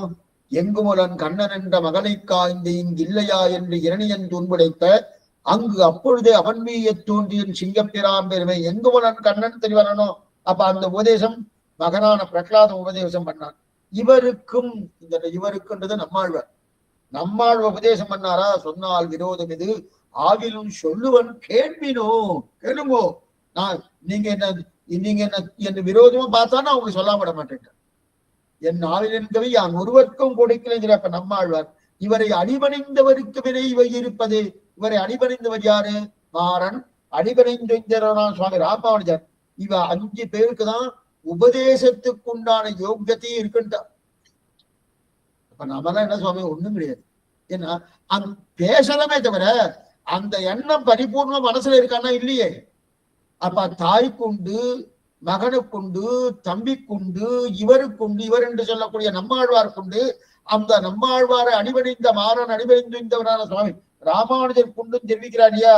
அது எது சொல்லணும்னா, இப்படி அந்த ராமானுஜர் என்னை ஆட்கொண்ட பின்பு தான் தெரியும். தொல்லுலகில் மண்பல் உயிர்கட்கிறைவன் மாயன் என முடிந்த அன்பன் அழகன் ராமானுஜனை என்னை ஆண்ட பின்பு, அதுக்கப்புறம் என்ன? இன்பம் தரு பெருவீடு வந்தெய்தினன் எண்ணிறந்த துன்பம் தரு நிறையம் பல சூழலும். இப்ப இன்பம் தரு என்ன அது? இன்பம் தரு அப்படின்னு கிடையாது. இன்பம் தருனா ஆத்மானுபவமான கைவல்யத்தை இங்க பத்தி இங்க சொல்லல. இன்பம் தரு பெருவீடு. வீடுன்னு சொன்னா கைவல்யாத்திர அர்த்தம். எம்மா வீட்டு திரமம் சப்தம் செம்மா பாத பற்ப தலை சேர்த்து அந்த பாதத்தை ஆச்சரியமா நம்ம தம்பியில தெரிவிக்கிறார். வீடு, மாவீடு, எம்மா வீடு. வீடுனா முதல்ல ஐஸ்வர்யம், மாவீடுனா கைவல்யம், எம்மா வீடுனா எம்முடைய வீடு சீமை வீடு அப்படி தெரிவிக்கிறவர். அதே போல இங்கன்னா இன்பம் தரு பெருவீடு. பெருவீடுன்னா வீடுன்னா ஆத்மானுபவம். வீடுன்னு ஆத்மானுபவம். என்ன சுவாமி? கைவல்யார்த்தி இருக்கானோ தன் ஆத்மாவை தானே அனுபவிச்சுக்கக்கூடிய தன்மை, அந்த ஆத்மானுபவம் வீடு. அதே பெருவீடுன்னா பகவத் அனுபவம். இன்பம் தரு பெருவீடு. அந்த பகவத் அனுபவத்தை சுவாமி ஒரு சப்தத்தால செய்வார். பரமபுருஷார்த்த லட்சண மோட்சம்னு சொல்வார். இது எம்பெருமான தன்னுடைய கிரந்தத்துல அங்கங்க எடுக்கிறார். பரமபுருஷார்த்த லட்சண மோட்சம். பரமபுருஷார்த்த லட்சண மோட்சம். மோட்சம் மோட்சம்னா முக்தி. மோட்சம்னாலே முக்தி. அப்படின்னா முக்தின்னா விடுதலைன்னு பேரு. இந்த முக்தி நம்ம சொல்றோம், மோட்சம்னா விடுதலைன்னு பேரு, முக்தின்னா விடுதலைன்னு பேரு. விடுதலைன்னா சில சம்பிரதாயம் இருக்கு. இப்ப ஏன் சுவாமி பரமபுருஷார்த்த லட்சண மோட்சம் சொல்றாருன்றதுக்காக அடிய சமாதானம் சொல்றேன். ஏன் இந்த மாதிரி சொல்லிட்டு இருக்காருன்னா, ஏன் மோட்சம்னு சொன்னா போறோம்னா, மோட்சம் விடுதலை சுவாமி, விடுதலை தான் பிரதானம் அப்படின்னு சில சம்பிரதாயங்கள் உண்டு. சுவாமி இந்த சம்சாரத்தின் வெளில வந்தாலே போறோம், அதுவே மோட்சம் அப்படின்னு சில சம்பிரதாயம் உண்டு. விடுதலை பண்ணாலே போறோம் சம்பிரதாயம் உண்டு. அது மட்டும் இல்ல, இவன் விடுதலை ஆயிட்டான் சுவாமி, எங்க போயிட்டு இருக்கான்? இது ஜைன மதம் உண்டு. ஜைன மதத்துக்கு மோட்சானந்தம் இதுன்னா இந்த சரீரத்தை விட்டு கிளம்பி போறதானோ, போயிட்டே இருக்கான். எப்ப சாமி முடியுமா? போயிட்டே இருக்கான். அதான் எப்ப முடிவான்? போயிட்டே இருக்கான். சுவாமி எங்க போய் நிக்கிறான் சொல்லுங்க? நிக்கிறதே கிடையாது, போயிட்டே இருக்கு. அப்படின்னு ஒரு சம்பிரதாயம். அந்த சம்பிரதாயத்தை இங்க சொல்லல. அதனாலதான் மோட்சம்னு சொல்லியாச்சனாலே அதை நினைக்க பிறகு அது கிடையாது. அது மட்டும் இல்ல, சில பேர் என்னன்னா அபூர்வம் கொடுக்கறது யார் தெரியுமா? இது அபூர்வம். அபூர்வம் கொடுக்கறது நீப்பா அந்த அபூர்வம் எல்லாம் ஒண்ணும் கொடுக்க போறது கிடையாது தெரிவித்தாரு. அதுக்கு மேல சில பேர் என்ன நினைப்பாருன்னா, இல்ல சுவாமி, இந்த தேச பிராப்தி, இந்த லோகத்தை விட்டு போயிட்டாதான் போறோம் மோட்சம் தான். இந்த தேசத்தை விட்டு இந்த லோகத்தை விட்டு போயாச்சுன்னா என்ன, இது இருள் தர்மா ஞானம். இந்த இருள் தர்மா ஞானத்துக்கு கிளம்பி போயாச்சுனாலே மோட்சம்னு சில பேர் சொல்றார். அப்படி இல்ல சுவாமி, இந்த சரீரத்தை விட்டா மோட்சம் சுவாமி, தேகத்தை விட்டா மோட்சம், இதெல்லாம் சொல்லல. நம்முடைய சம்பிரதாயம் பிரகாரம் அப்பன்னா என்னென்ன வருது பாருங்க. விடுதலை என்று சொல்லக்கூடியது என்னென்ன இருக்கு அப்படின்னா, முதல்ல எங்க போறான்னு தெரியாம போயிட்டே இருக்கானோ அது விடுதலை கிடையாது, அப்புறம் அது மோட்சம் கிடையாது. அப்படின்னா இந்த சரீரத்திலிருந்து விடுத்து போயிட்டானோ அது மோட்சம் கிடையாது. இந்த லோகத்திலிருந்து விட்டு போயிட்டானோ அது மோட்சம் கிடையாது. பாப புண்ணியத்தை தொலைத்தானோ அது மோட்சம் கிடையாது. அப்ப மோட்சம் எது சுவாமின்னா என்ன தெரியும்? அனுபவ தெரிந்த பிரீத்திகார்ய கைங்கரியமே மோட்சம். என்ன இதெல்லாம் நம்ம சம்பிரதாயப்படி மோட்சமே இல்லை. பரமபத்தை போய் இன்னொன்னு சொல்லிடுது, பரமபத்து போயிட்டு சுவாமி போனதுக்கு அப்புறம் மோட்சமான அதுவும் மோட்சம் கிடையாது. பரமபதம் போய் சேர்ந்துட்டு போனோம், சேர்ந்ததுக்கு அப்புறம் அது மோட்சமானா அதுவும் மோட்சம் கிடையாது.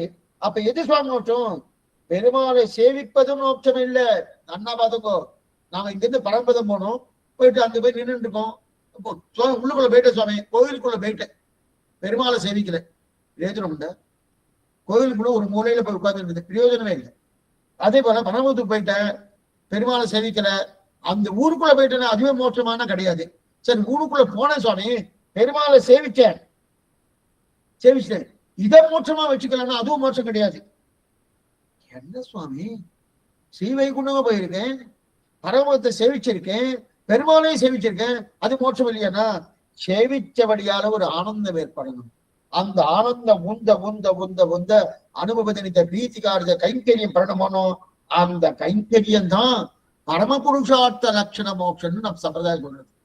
இதத்தான் ஆழ்வார் 3ஆம் 10 3ஆம் திருவாய்வழியிலே ஒடுவில் காலம் எல்லாம் உடனாய் பண்ணி வடிவிலா அடிமை செய்ய வேண்டும் நாம் சர்வதேச சர்வகால சர்வ அவஸ்தோஜித சகலவிதமான கைங்கரியங்களின் பண்ணப்பிரிவேல் ஆக வேண்டும் அவர் பிரார்த்திக்கிறாரோ.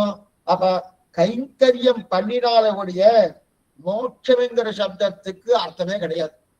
இதை நல்லா புரிஞ்சுக்கோ. எந்த நிலையா இருந்தாலும் சுவாமி அந்த ஊருக்கு போயிட்டோம் சுவாமி அப்படின்னு சொன்னா பிரயோஜனம் இல்லை. அப்ப கைங்கரியம் பண்ணணும் போனோம், அந்த கைங்கரியம் தான். அப்ப நம்ம சம்பிரதாயத்துல அப்ப அந்த கைங்கரியம் தான் பிரதானம் வச்சுக்கோ. இது எங்க சுவாமி சொல்லியிருக்காரு? ஸ்ரீபாஷ்யத்தை சொல்லியிருக்காரு. ஸ்ரீபாஷ்யம் 4 அத்தியாயம், முதல் அத்தியாயம், 2ஆம் அத்தியாயம், 3ஆம் அத்தியாயம், 4ஆம் அத்தியாயம். அதுல 4ஆம் அத்தியாயம் தான் பலாத்தியாயம், 4ஆம் அத்தியாயம் தான் பலாத்தியாயம், 3ஆம் அத்தியாயம் தான் உபாய அத்தியாயம். சாதனாத்தியாயம் பேரு இல்ல உபாய அத்தியாயம் பேரு. இப்ப இதுல சாதனத்தை சொல்லி பலாத் கொண்டது போய் சேர்ந்தவன் அப்ப குணானுபவத்தை அனுபவிக்கிறானு. சாதனம் என்ன? பகவானே சாதனம்ன்றது. இது ஸ்ரீபாஷ்யத்துல சாதனம் நம்முடையது. ஸ்ரீபாஷ்யத்துல சரணாகதி கிடையாது. அது என்ன புரிஞ்சுக்கணும்? இன்னும் கேட்டா கீதையிலையும் கிடையாது. நம்ம பூர்வாச்சாரியர்கள் சர்வதர்மா பரித்தத்த அந்த பாசனத்துக்கு அவ சரணாகதி நிட்டையா அந்த பாசனத்தை எடுத்துண்டா அந்த ஸ்லோகத்தை. ஆனா கண்ணனுக்கு அந்த அபிப்பிராயம் உண்டு, சரணாகதியை தான் இது சொல்லணுன்ற அபிப்பிராயம் உண்டு. ஆனா அந்த சரணாகதியா சொல்லும் போது அவனுக்கு சொல்றது அந்த மாதிரி சொல்லல. கண்ணனுக்கு என்னமோ இந்த மாதிரி சொல்லணும் தான் அபிப்பிராயம், அர்ஜுனனுக்கு சொல்லல. ஏன்னா பிராயச்சித்த ரூபமா சொல்லியிருக்கான், இருக்கட்டும் அப்படின்னு கச்சது. ஸ்ரீபாஷ்யத்துல சரணாகதி கிடையாது. அப்படின்னா என்ன சொல்ல? இதுல என்ன இருக்கு? தன்னுடைய முயற்சியால சாத்தியோபாய நிட்டனுக்கு தான் ஸ்ரீபாஷ்யம் அப்படின்னு கச்சே. அப்ப சாதனாத்தியாயத்தை சொல்லியிருக்கார். இப்ப 4வது பலாத்தியாயம் சொல்லியிருக்கச்சு. அப்ப அந்த பலத்தை சொன்னதுக்கு அப்புறம் அங்க போய் என்ன பண்றான்? குணானுபவத்தை பண்றான். எங்க ஸ்ரீபாஷ்யம் தெரிவிக்கிறார், ஸ்ரீவைகுண்டம் போய் குணானுபவம் பண்றான். சோஸ்துதே சர்வான் காமான் சகப்பிரம்மனா விபசிதா. சோஸ்துதே சர்வான் காமான் சகப்பிரம்மனதா குணானுபவம் பண்ணி அப்ப அனுபவம் இந்த பிரீத்திகாரிய கைங்கரியம் பண்றானோ அந்த அனுபவம் பண்ண அதனால பிரீத்தி உந்தனம், பிரீத்தி உந்த உந்த உந்த உந்த கைங்கரியம் பண்ணணும். அதுதான் பரமபுருஷார்த்த லட்சண மோட்சம். நம்முடைய சம்பிரதாயத்தின்படி சரீரத்தை விடுறது மோட்சம் இல்லை, இந்த லோகத்தை விடுறது மோட்சம் இல்லை, ஸ்ரீவைகுண்ட அர்ச்சராதி மார்க்கம் செல்வது மோட்சம் அல்ல, ஸ்ரீவைகுண்ட விருதானதில் தீர்த்தமாடுவது மோட்சம் இல்லை, நமக்கு அப்ராகிருதமான திருநேரி கிடைக்கிறது மோட்சம் இல்லை, ஸ்ரீவைகுண்டத்தில் நுழைவது மோட்சம் இல்லை, ஸ்ரீவைகுண்டத்துல போய் பகவானை சேவிக்கிறது மோட்சம் இல்லை, பகவானை சேவித்து அப்படியே ஆனந்தமா கூத்தாடுவது மோட்சம் இல்லை. அவனோடு பேசி அவருடைய அழகை கண்டு அந்த குணானுபவத்தை கண்டு அந்த குணானுபவத்தால நமக்கு பிரீத்தி உந்த உந்த உந்த அந்த பிரீத்தி உண்ட மேல்மேலும் கைங்கரியம் பண்ணணும் என்று ஸ்ரத்தையோடு கைங்கரியம் பண்ணிக்கொண்டு அந்த கைங்கரியமே விருத்தி அடையணும்னு நினைக்கிற பாருங்கோ, அதுதான் மோட்சம். அப்ப பரமபுருஷார்த்த லட்சண மோட்சம் எது? அனுபவ தெரிந்த பிரீத்திகார்த்த கைங்கரியம். அதைத்தான் ஆழ்வார் ஒடிவில் காலம் எல்லாம் உடனாய் வண்ணி வடிவிலா அடிமை செய்ய வேண்டும் நாம் திருகிறார். சர்வதேச சர்வகால சர்வாபஸ்தோஜித சகலவிதமான கைங்கரியம் கண்ணப்பெருவேன் ஆக வேண்டும் திருவிகள். அந்த கைங்கரியம் பண்ணுவதுதான் பரம புருஷார்த்த மோட்சம். அதுதான் இது இன்பம் தரு பெருவீடு. இவ்வளவு பெருசா சொன்னேன், இன்பம் தரு பெருவீடு. மற்ற எதுவுமே இன்பத்தை கொடுக்காது. சாஸ்வதமான இன்பம், நிலையான இன்பம், எப்பொழுதுமே கொடுக்கக்கூடிய குணமே ஒண்ணுதான். நீ தமிழ்ல சொல்லிருக்க. அப்ப கொடுக்கக்கூடிய இன்பம் அது மட்டுமல்ல, இந்த இன்பத்தை காட்டிலும் வேறு இன்பம் கொஞ்சம் பெருசா இருக்குமானா நலம் அந்தம் இல்லதோர் நாடு. அப்ப இதுதான் இருக்கிறது இன்பத்துக்கு எல்லை நிலம். அப்படிப்பட்ட இன்பம் தரு பெருவீடு வந்து எய்திலன். அந்த பெருவீடுனா மோட்சம். அப்ப அந்த மோட்சம் இன்பத்தை தருகிறது. அப்ப கைங்கரியமா இன்பம்னா இங்க என்ன சுவாமினா ஒருவேளை ரங்காத்திரத்ன ஊர்வசியில நாட்டிய கச்சேரி பண்ணுவானா? அதெல்லாம் கிடையாது. கைங்கரியம் தான் சுவாமி இன்பம். நம்முடைய ஸ்ரீ வைஷ்ணவ சம்பிரதாயிலிருந்து நம்ம ரொம்ப முக்கியம். நம்ம பகவான கைங்கரியம் பண்ணும். கைங்கரியம் பண்ணும்போது ஒரு ஆனந்தம் ஏற்படுறது. அந்த ஆனந்தத்துக்கு சமானமான மற்றொரு ஆனந்தம் இருக்கானா? கிடையாது சுவாமி. இப்படி வச்சுக்கோமே, நம்ம பாஷை பண்ணணும். ஏதோ ஒரு வேலை செய்யறேன், வேலை செஞ்ச ஆனந்தம் வருமா சுவாமி? உத்தியோகத்துக்கு போற வேலை செய்யறேன், ஆனந்தத்தோடலாம் ஒன்றும் வேலை செய்யல, சம்பளம் கிடைக்கிறது அதனால செய்யறேன். அதே போல கைங்கரியம் பண்றேன், ஆனந்தம் இருக்குமாண்ணா? பகவானுக்கு பண்ணும் போது ஆனந்தம் பூர்ணமா இருக்கும். அப்படிப்பட்ட ஆனந்தம் ஒண்ணுமா. நம்ம குழந்தைக்கு ஏதோ ஒரு ஊட்டுறோம், தாய் ஊட்டுறா, சாதத்தை ஊட்டா, குழந்தை நன்னா நன்னா வணக்கம் வணக்கம்னு சாப்பிட்டு எடுத்துன்னு வச்சுக்க, எத்தனை ஆனந்தமா தாய்க்கு இருக்கும். அந்த தாய் சொன்னத்தை அந்த குழந்தை கேட்டு விட்டு வச்சுக்க, எத்தனை ஆனந்தம் இருக்கும் சுவாமி. அதனால இவருக்கு தான் லாபம்னா அது அது சாப்பிட்றதே பிரயோஜனம், அதுவே இவருக்கு லாபமா இருக்கு. அந்த எண்ணத்தோடு பகவானுக்கு கைங்கரியம்னா அவனுக்கு கைங்கரியம் மட்டும் கோட்டாவனுக்கு கொண்டு போய் காத்துட்டு இருக்கா. நம்மளை செலக்ட் பண்ணி அதோ அழியண்ணம் பையலண்ணம் அம்மாவோ கொடியவாரன்னு அவன் கைங்கரியம் குடும்பம் அவன் தான் பண்ணணும் அப்படின்னு சொல்லிச்சு. எத்தனை அனுபவத்தோடு பண்ணணும், அதுதான் நமக்கு என்னது, அதுதான். அப்ப அப்படிப்பட்ட இன்பம் இன்பம் தரு பெருவேடு வந்தெய்திலன் வந்தெய்திலன். அதனாலே எனக்கு அப்ப அந்த இன்பம் வந்துட்டு வச்சுக்கேன், அதனால எனக்கு ஒண்ணுமே இல்லை. சொல்றது யாரு? திருவரங்கத்தம் திருவ. அதனால எனக்கு ஒண்ணுமே இல்லை. அடுத்தது எண்ணிறந்த துன்பம் தரும் நிறையம் பல சூழிலன். எண்ணிறந்த துன்பம், இது நேர துன்பத்தை சொல்றது பாருங்க. ஒரு பக்கம் இன்பம், அதுக்கு எதிர்த்தட்டா இருக்கக்கூடிய துன்பம். எண்ணிறந்த துன்பம் தரும் நிறையம். இந்த நிறையம்ன்ற சப்தம் தமிழ்ல கிடையாது. சிலதெல்லாம் தமிழ் சம்ஸ்கிருதம் ரெண்டுமே தெரிஞ்சுக்கணும்னா நம் சம்பிரதாயத்துல தான் வரணும். இந்த சம்பிரதாயத்துல நம்ம பறந்தாச்சுனாலே, ஆனா கொஞ்சம் நம்ம அந்த கொஞ்சம் நமக்கு அவகாசம் இருக்கணும், ஸ்ரத்தை இருக்கணும். அந்த ஸ்ரத்தை இருந்துச்சுங்க, தமிழ் பாஷை ஆழ்வார்கள் தமிழ் பாஷை என்னமா இருக்கு பாரு. வேதாந்தம் வேதம் எப்படி வேணுமா சொல்லியிருக்கு பாரு. ரெண்டையும் ஒப்பிட்டு பார்த்து என்ன பண்ணுவோம்னா, இப்படிப்பட்ட சம்பிரதாயமா இருக்கு. அதனாலதான் உபய வேதாந்தம் வேறு. ரெண்டு கண்களா இருக்கு, ஒரு பக்கம் திராவிடம், மற்றொரு பக்கம் சம்ஸ்கிருதம். ரெண்டு கண்ணா இருக்கணும். ரெண்டு கண்ணால என்ன பாக்குறோம்? ரெண்டு கண்ணால ஒரு வஸ்துவை பாக்குறோம். பார்த்துட்டு இருக்கச்சே ரெண்டு வஸ்துவா தெரியும். ஒரு சேவிச்சுட்டு இருக்கேன், சேவிச்சுட்டு இருக்கேன். நீங்க ரெண்டா தெரியல சுவாமி அப்படின்னு அடியே சொன்னா என் கண்ணுல கோளாறுன்னு அர்த்தம். அப்ப நீங்க ரெண்டு கண்ணால பார்த்தாலும் நீங்க ஒன்னாதான் தெரியணும், நீங்க ஒருத்தர் தான் தெரியணும், ரெண்டா தெரியப்படாது. அதே போல சம்ஸ்கிருதம் என்ற ஒரு வேதாந்த விஷயத்துல இருந்து பாக்குறேன், திராவிடம் என்ற திராவிட வேதாந்தத்தை பாக்குறேன். அப்ப இது ஒரு கோணம் அது ஒரு கோணம், நான் ரெண்டு கோணத்துல ஒண்ணு பாக்குறேன். ரெண்டு கோணத்தை பாக்குறது ஒன்னே ஒரு பிரம்மம் தான் தெரியறது கண்ல, ரெண்டாவது பிரம்மம் தெரியறது கிடையாது. அதத்தான் இங்க தெரியாது. அப்ப இன்பம் தரு பெருவீடு வந்தெய்திலன் எதுக்காக எடுத்த நான் நிறையம் நிறையம்ங்கிற சப்தம் தமிழ் கிடையாது. சம்ஸ்கிருதத்துல நிறையம் நிறையம் என்று சொன்னா துக்கத்தை கொடுக்கக்கூடிய நரகம் பேரு, நரகத்தை தான் நிறையம்னு சொல்றாரு. அப்ப அந்த அப்படியே அது இறக்குமதி பண்ணிட்டார் பாருங்க. சில சில சப்தங்கள்லாம் அப்படியே சம்ஸ்கிருதத்துக்கு போட்டுவோம். அப்படியே நம்முடைய வேங்கட துறைவார்க்கு நம என்னலாங்கடமை நமகான்னு இருக்க ஆரம்பத்துல கிடையாது. நமகாங்கிற சப்தம் சம்ஸ்கிருத சப்தம். வேங்கட துறைவார்க்கு நம என்னலாம் அதிவளைந்த இன்பம் தரு பெருவீடு வந்தெய்திலன் எண்ணிறந்த துன்பம் தரு நிறையம். ஆஹா, இந்த துன்பங்களை எல்லாம் விடாமல் என்ன துறைச்சிட்டு வருது. எண்ணிறந்த துன்பம் தரு நிறையம் பல சூழிலன் சூழ்கிறது. சூழ்ந்து வந்தாலும் என்ன, சூழ்ந்து வந்த என்ன, நாம தப்பிக்கவே முடியாதபடி சூழ்ந்து விட்டு, இது துன்பங்கள் அப்படிதான் தூண்டுக்குமா, தப்பிக்கவே முடியாத சூழ்ந்து விட்டணும். அது ரெண்டுமே வந்தா ஏன்னா சில சில தீயவர்கள் சூழ்ந்துக்கிறாலும் சூழ்ந்து இல்லையா. அப்ப ரெண்டுமே வரணும். எனக்கு எந்த ஒரு விஷயமும் எனக்கு விஷயமா இல்லைன்றது. இன்பத்தை கொடுக்கக்கூடிய மோட்சானந்தம் வந்தாலும் சரி, துன்பத்தை கொடுக்கக்கூடிய நரகானுபவம் வந்தாலும் சரி, எனக்கு இது ரெண்டுமே ஒரு விஷயம் இல்லைன்னா. ஒரு பக்கம் மோட்சம் சொன்னார், இன்னொரு பக்கம் நரகம்னு சொல்றாரு பாருங்க. மோட்சம் நம்ம என்ன நினைப்போம், மோட்சம்னு சொன்ன உடனே சொர்க்கம் நினைக்கிறோமோ? இல்ல, சொர்க்கம் வேறு மோட்சம் வேறு. அப்பனா நரகம்னு சொல்லியிருக்காரு. சொல்ற நரகம் சொர்க்கம் தானே சாமி வரும். அப்ப நரகத்தை சொல்லும் போது சொர்க்கத்தை தானே சொல்லணும். இங்க சொர்க்கத்தை சொல்லல. எதுக்காக உங்களுக்கு ஜாகிரதையா சொல்லிட்டு இருக்கேன்னா, இன்பம் தரு பெருவீடு மோட்சம்னு சொல்லிட்டேன். அப்ப எண்ணிறந்த துன்பம் தரு நிறையம் அது நரகம்னு சொன்னேன். அப்ப நரகத்துக்கு எதிர்த்தட்டு சொர்க்கம் தானே சொல்லணும். அப்ப இன்பம் தரு பெருவீடு கூட சொர்க்கம் தானே? இல்ல இல்ல இல்ல, இன்பம் தருவியன்னா இன்பத்துக்கு எல்லை நிலமாக இருக்கக்கூடியது எது? சொர்க்கம் கிடையாது. அங்க போனவாலும் திரும்பி வந்துதான் ஆகணும். அப்ப இன்பத்துக்கு எல்லை நிலமாக இருக்கக்கூடியது ஸ்ரீவைகுண்டம். அதைத்தான் தெரியுது. நச்சபுனராவர்த்ததே, அங்க போனவா திரும்புவது கிடையாது. ஆனா சொர்க்கத்துக்கு போனாலும் திரும்பி வந்துடணும். நம்முடைய கர்மா முடிஞ்சிட்டு வச்சுக்கேன், பண்ணின பாப புண்ணியங்கள் முடிஞ்சிருச்சுன்னா திரும்பி வர வேண்டியதுதானே.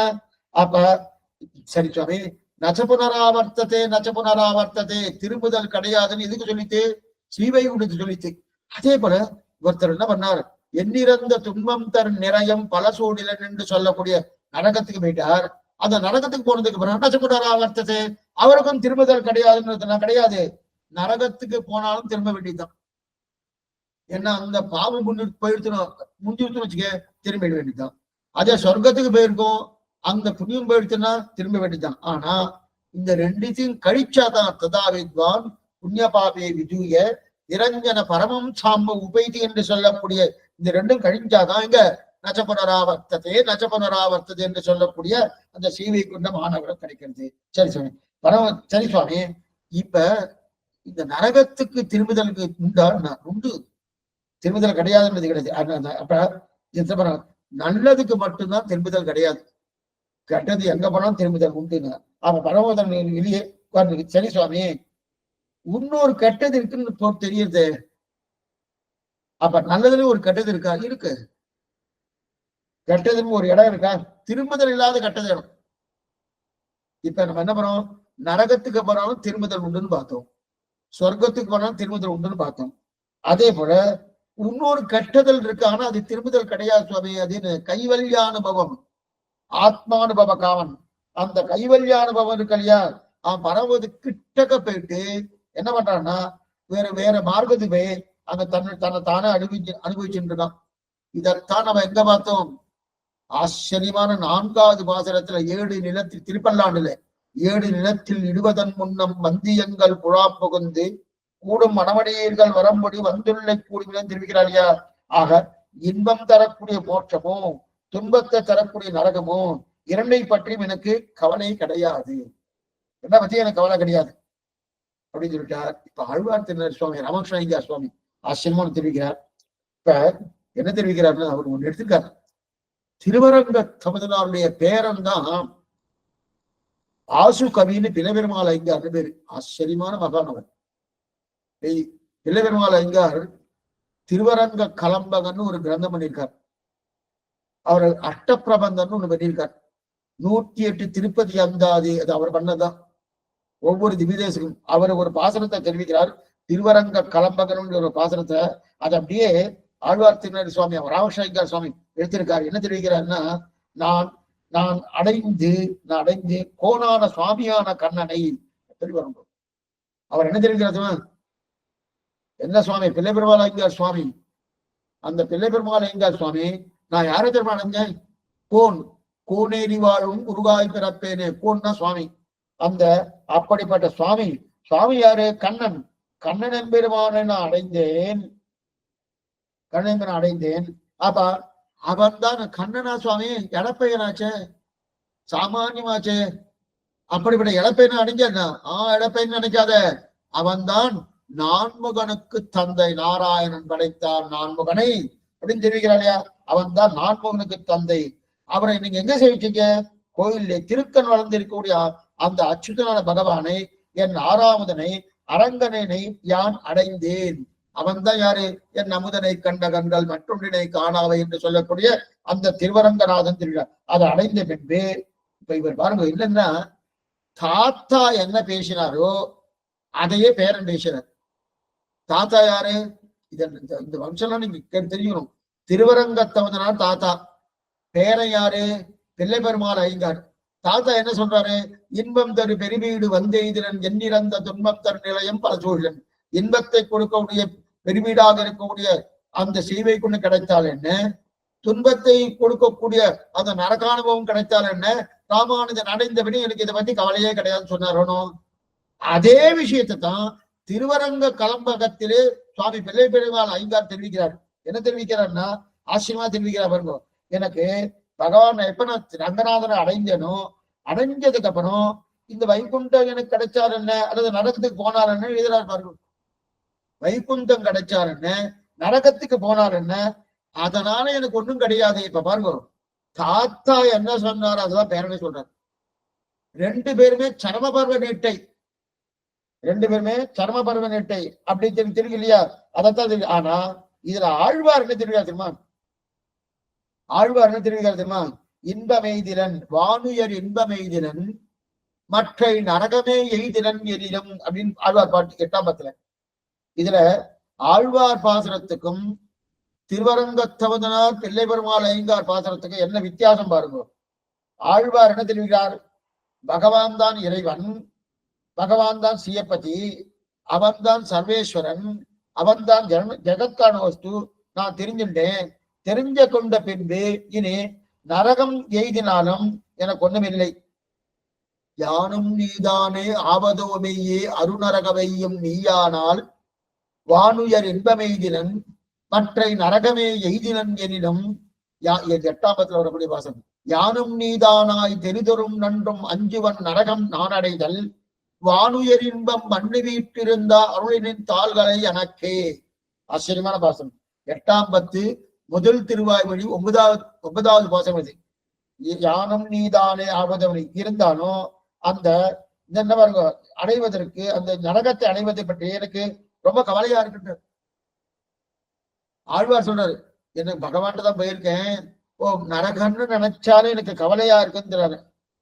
ஆனா இந்த பாருங்க, மோட்சத்துக்கு அழைச்சிட்டு போலாமான்னா, நீதான் இறைவன் நல்லா தெரிஞ்சுட்டேன், ஆனா நீ எனக்கு மோட்சத்துக்கு அழைச்சு போற, இது நல்லா புரிஞ்சுட்டேன்னு சொன்னார். அப்ப நரகத்தை பத்தி கவலை இல்லை, மோட்சத்தை பத்தி கவலை இல்லை அப்படின்னு சொன்னவா யாரு? திருவரங்கத்தவதனார் பிள்ளை பெருமாள் ஐயங்கார். ஆனா நரகத்தை பார்த்தாலே எனக்கு பயமா இருக்கு, என்ன ஆகுமோ ஏதாகுமோ, அதனால நீ எனக்கு மோட்சத்தை அழிச்சுன்னு போயிடு அப்படின்னு சொல்றது யாரு? நம்மாழ்வார். இதத்தான் சரம பர்வ நீட்டைக்கும் பிரதம பர்வ நீட்டைக்கும் இருக்கக்கூடிய வாசினா வித்தியாசம். ஏன்னா 8ஆம் பத்துல இவர் பிரார்த்திக்கிறது நம்மாழ்வார்னா, இல்ல என்ன நரகத்துக்கெல்லாம் என்ன தள்ளிடாத, அங்க போகாத, நரகம்னு சொன்னாலே பயமா இருக்கு, நீ உடனே என்ன அழிச்சுன்னு போ அப்படின்றார். ஆனா இங்க திருவரங்கத்தவதனாரோ பிள்ளை பெருமாள் ஐயங்காரோ நரகம் கிடைச்சாருன்னு, சொர்க்கம் அதே மாதிரி மோட்சானந்தம் கிடைச்சாரு, அதை பத்தி எனக்கு கவலையே கிடையாது. ராமானுஜன் அடைந்த பின்னா இவர் பற்றினது ஆச்சாரியனு, நம்மாழ்வார் பத்தினது பகவான பத்தினா ஒரு சந்தேகம் இருந்துட்டே இருக்கும்.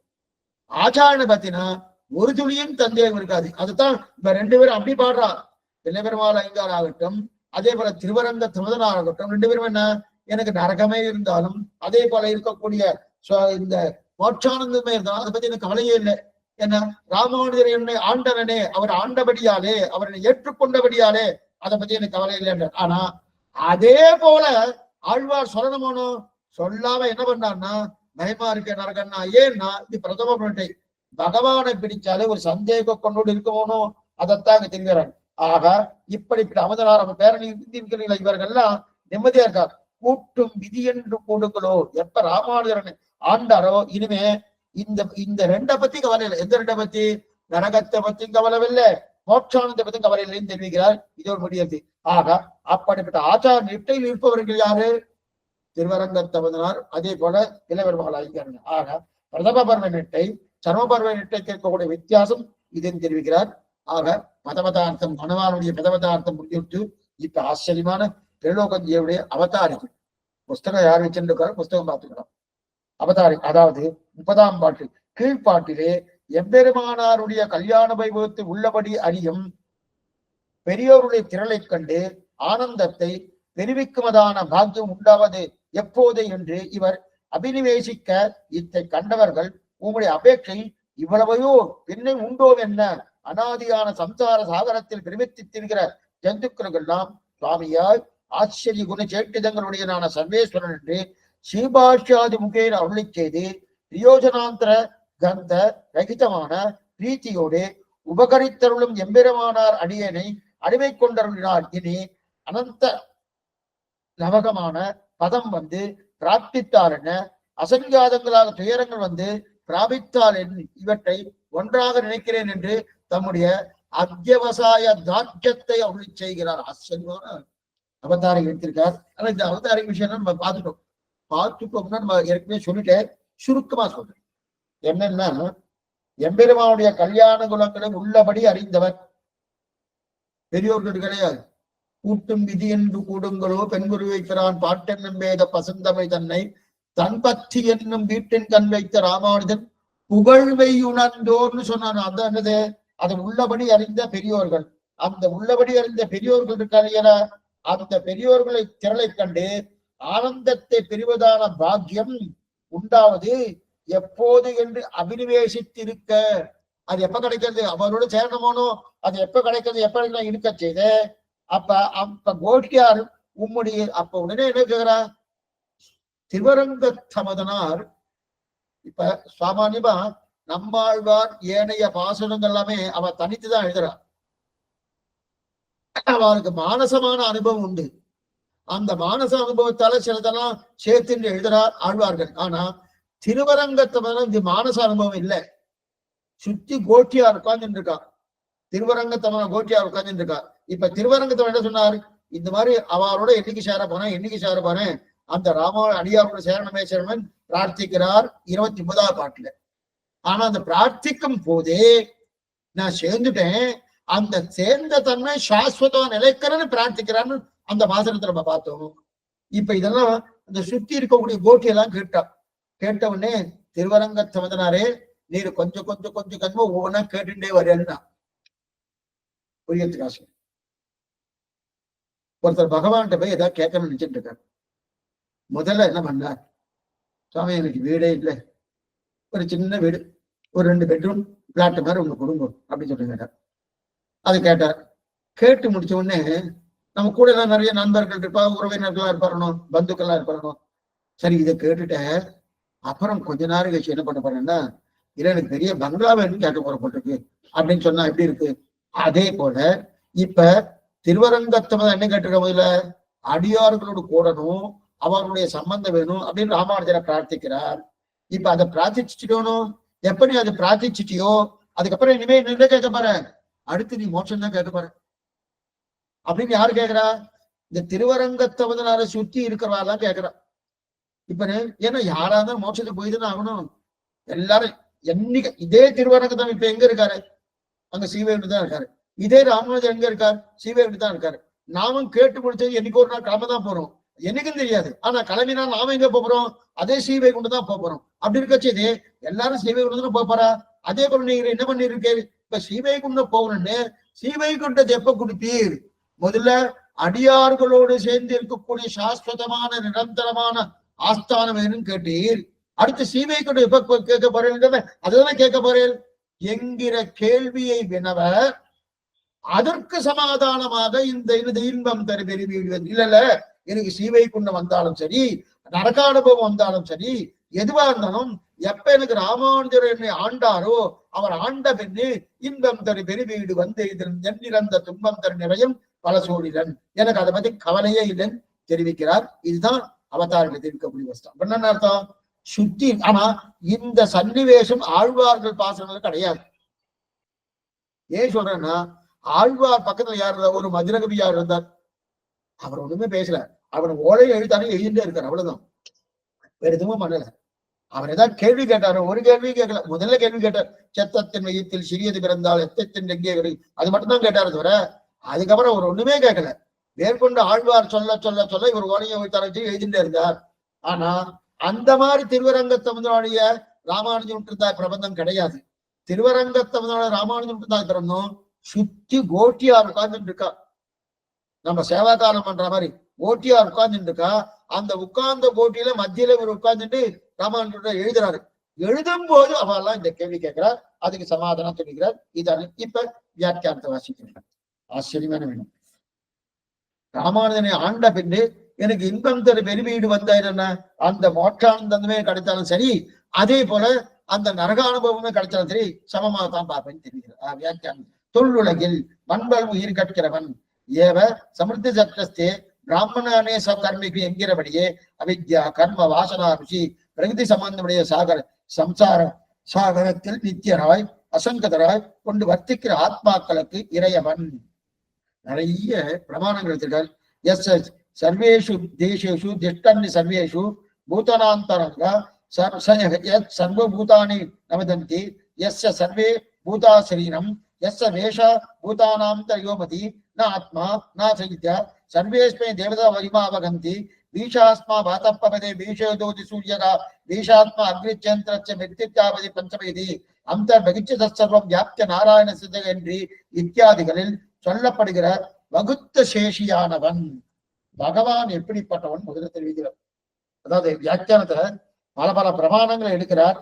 தொல்லுலகில் மண்பல் உயிர் கற்கிறவன் மாயன் உயிர் கற்கு அப்படின்னா இதுக்கு நேர் பிரமாண வாக்கியம். என்ன வாக்கியம்னா ஆசீர்வாதத்துக்கு.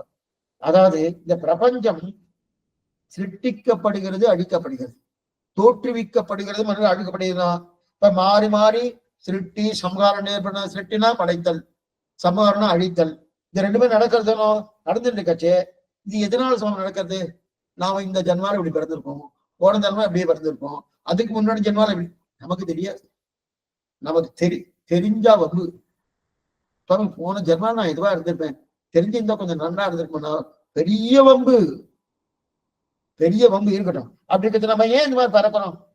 எதனால இந்த மாதிரி இருக்கு? எந்த காரணம்? மாறி மாறி பலபிறப்பம் பிறந்து அடியை அடைந்து உள்ளம் தேறி ஈரில் இன்ப திருவில்லம் யான் ஆழ்வாரை தெரிவிக்கிறார். அப்படி இருக்காச்சே எதற்காக இருந்தன்னா இது பிரவாக ரூபேன்னு வந்துட்டு இருக்கணும்.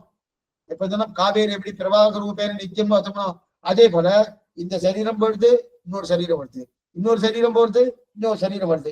இது வந்துட்டு இருக்கணும். இது எதனால வருதுன்னா அவித்யா கர்மா வாசனா ருஷி பிரகிருதி சம்பந்தம்.